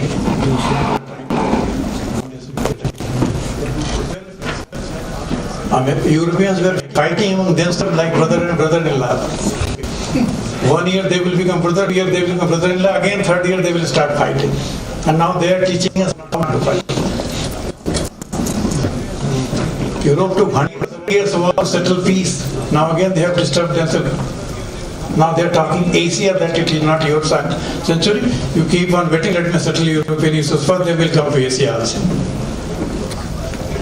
This is the way way of doing it, and one of them is reasoning. We don't reason it out. We accept it. नहीं हो पाएगा. हम तो ऐसे ही थे. Conservative bias. I mean, many type of biases. One of them is that countries are known for reasoning, which did not believe in God, which believed in mind over matter, believed in Prakriti and Purush debate, which was writing Sanskrit before others were learning alphabets. We are devoid of reason in many public policies, even in institutions. Everybody is doing the same research.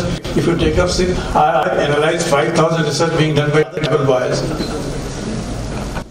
If you will be astonishing, you will astonish what the topic they take. And I sometimes feel bad about the research guide, how they are advising those students to take up that topic. Useless, third-led, no conclusion, and nothing to do with society. The time has come to go for basic research, fundamental research, which will change the fate of the people of India. Not give you a PhD. PhD तो आपके खर्चे की रसीदें हैं. कितना time आपने खर्च किया. We need to go for basic, and back to basic is the rule of the game. Next. Or not like drill here. Next. Next. Next. Next. Yeah. I would like to deal with something like with a mix of economic history. I know it may not be relevant right now. Hypocrisy within the global system about economic policy institutions need to be analyzed, not only for the purpose of agriculture or science or animal science, but also globally. It cannot be left to Niti Aayog. We all need to be bothered about this. Next. Next. Last में आ जाइए. I think we will have less time. Next. Next. Next. Yeah. I thought I will deal spend some time here. India's story of 2023 is very different story. Somebody was telling that mobile was unthinkable only 20 years back. But touch in mobile was unthinkable only 2007 when iPhone came. Since then we have started liking and disliking, following, unfollowing, friendly, becoming friend and unfriend. We have stopped touching each other's life. If you can't touch each other's life, you can't touch only with the remote things. And today, friends, when he is marrying she, he will marry he without seeing each other, and she will marry she without seeing each other. And those marriages and union of souls will become transactional. That aap mere liye kya laate ho, main aapke liye kya laata hu. Therefore, we need to look at what is the human touch that we will need in this Amrit Kal of next 25 years, and what this Amrit Pedi present in front of me will have to do with this. Saptarshi model was discussed in the budget. Some of you might have heard it. Accomplishment of India and what the world now is digital public infrastructure, which is unique for the first time. Most of the world, if you take up America, the technology is led by private sector. You take up Europe, where technology is being guided by the government. It is only in India and Asia that technology is coming from the government, which is a unique case. Aadhaar, 1.24 billion identity card, nobody can issue, and this has never been hacked, though many people are trying to hack it. UPI, COVID vaccination itself. And although there are many more achievements, and we are heading towards climate-related goals also, like mission like National Hydrogen Mission and many more things. Today India is thinking big because we have sorted out our basic issue of hunger to a large extent, poverty to a large extent. At least now even World Bank says that your $1.9 poverty has been reduced to 0.06%. Which is a huge achievement. Even if you take up the next data, that $3.2 per capita per day economy, if we have only 3.4% or 4% less than index poverty. Today we think big, being efficient and many schemes. वंचितों को वरीयता आपने सुना होगा budget में. And a nation which can give 11.7 crore household with a in less than 3 years, it can't be a small step. Many people have thought. I have attended more conferences on Swachhata. Being a secretary drinking water in government of Orissa for 7 years, then we have constructed toilets. 9.6 crore we were given the gas connection, which used to be MP MLA's business. MP जी के पास जाओ तब वो 2 gas connection का एक cylinder लिखेंगे तब आपको मिलेगा. Today you are getting overloaded in your house. To 20 crore COVID vaccination, 102 crore persons, 2 dose, 3 dose. Which center you will go? Which center will give you second dose? And you keep a record in your mobile. Even America could not think of it. We are exporting this technology as a solution for vaccination, for education. This can be extended to many other areas. 47 crore bank account open without a single bank branch being opened. Ladies and gentlemen, people need banking, not bank. People need education, not educational institution. We are heading towards digital education institutions sooner than later. If you are not digital, somebody else is eating your lunch. Maybe today we have delayed lunch. Every institution has to go digital in a big way. Otherwise you will have no future, sir. This is the biggest worry in this new education policy. When they say that every faculty, every stream will have 40% digital content. Many universities don't have any content, much as digital. Cash transfer of 2.5 lakh crore to 11 crore people, nobody is able to smell it. Next. Friends, I thought I will not bore you much. I have a lot of things to say. Only thing I wanted to share with you was that आप अपने आप पर भी ध्यान दें, जिंदगी पर भी ध्यान दें, केवल रिसर्च पर ही ध्यान न दें. हमने देखा है लोग ब्यूरोक्रेसी में रिटायर होते हैं, तब उनको पता लगता है उनकी एक पत्नी भी है, कुछ बच्चे भी हैं. और जिस दिन रिटायर होते ना बच्चे काम आते हैं ना पत्नी काम आती है, बोलते तो जाओ ऑफिस कितना दिन जाओगे. 2-4 दिन घूम वहाँ पे पार्क में तो पता लगेगा कि though I was unpaid but how much I was doing. किसी ने कहा है ना, जिंदगी से बड़ी सजा ही नहीं और क्या जुर्म है पता भी नहीं. इतने टुकड़ों में बंट चुका हूं मैं, अपने हिस्से में कुछ बचा नहीं. Live like gentlemen. Let others live also. हंसो हंसाओ. और दूसरी चीज है हंसो मत हंसाओ.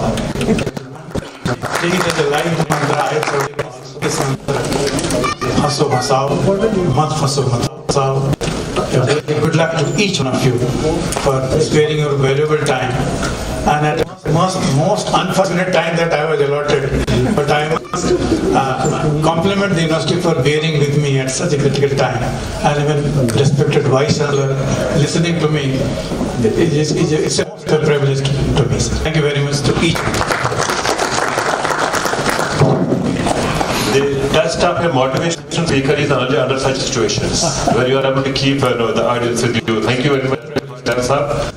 And I believe those guys are here in this hall insights, and it was a wonderful speech to us, and to see that how can we become the change agents for us and for the city and for the country. Thank you very much. Good afternoon. Now, let me felicitate our two lead speakers, Professor Madan sir and Shri S. Tripathi sir. I will request the chairman of the session to felicitate both of them, please.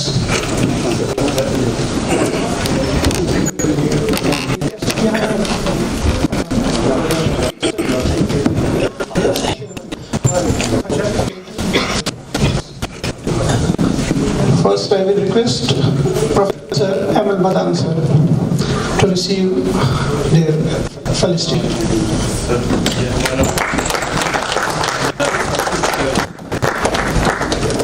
This is a walnut, this is chinar, and this is woodcraft. So many things are going together in this oven.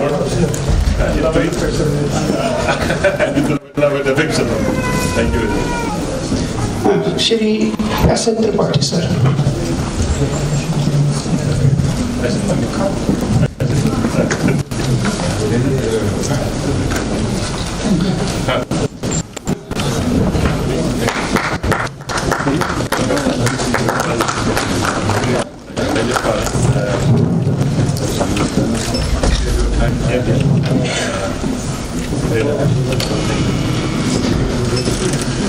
Now I request Dr. Ashok Kumar, IIT Kanpur, to felicitate the chairman of today's session, of the Vice Chancellor, sir, Professor Nazir Ahmed Ganai.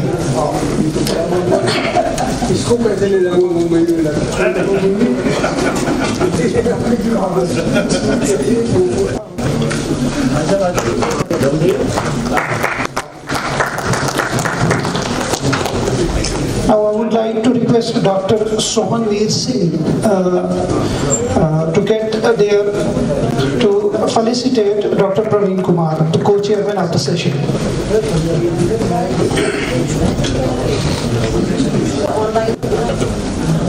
Co-chairman of the session, Dr.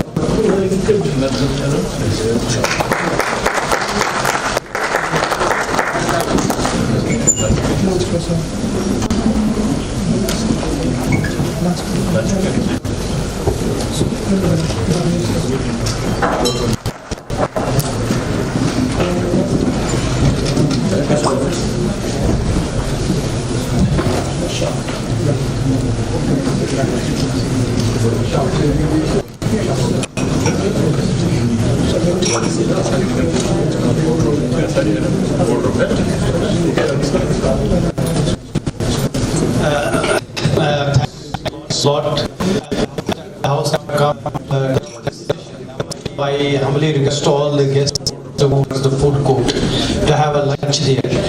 But lunch will be just assembling over here quickly because we have one of this session who is flying a flight at 5. So we'll have to be very quick for that. Please assemble here by 3 positively. Please, this is my humble request to all that you assemble over here by 3.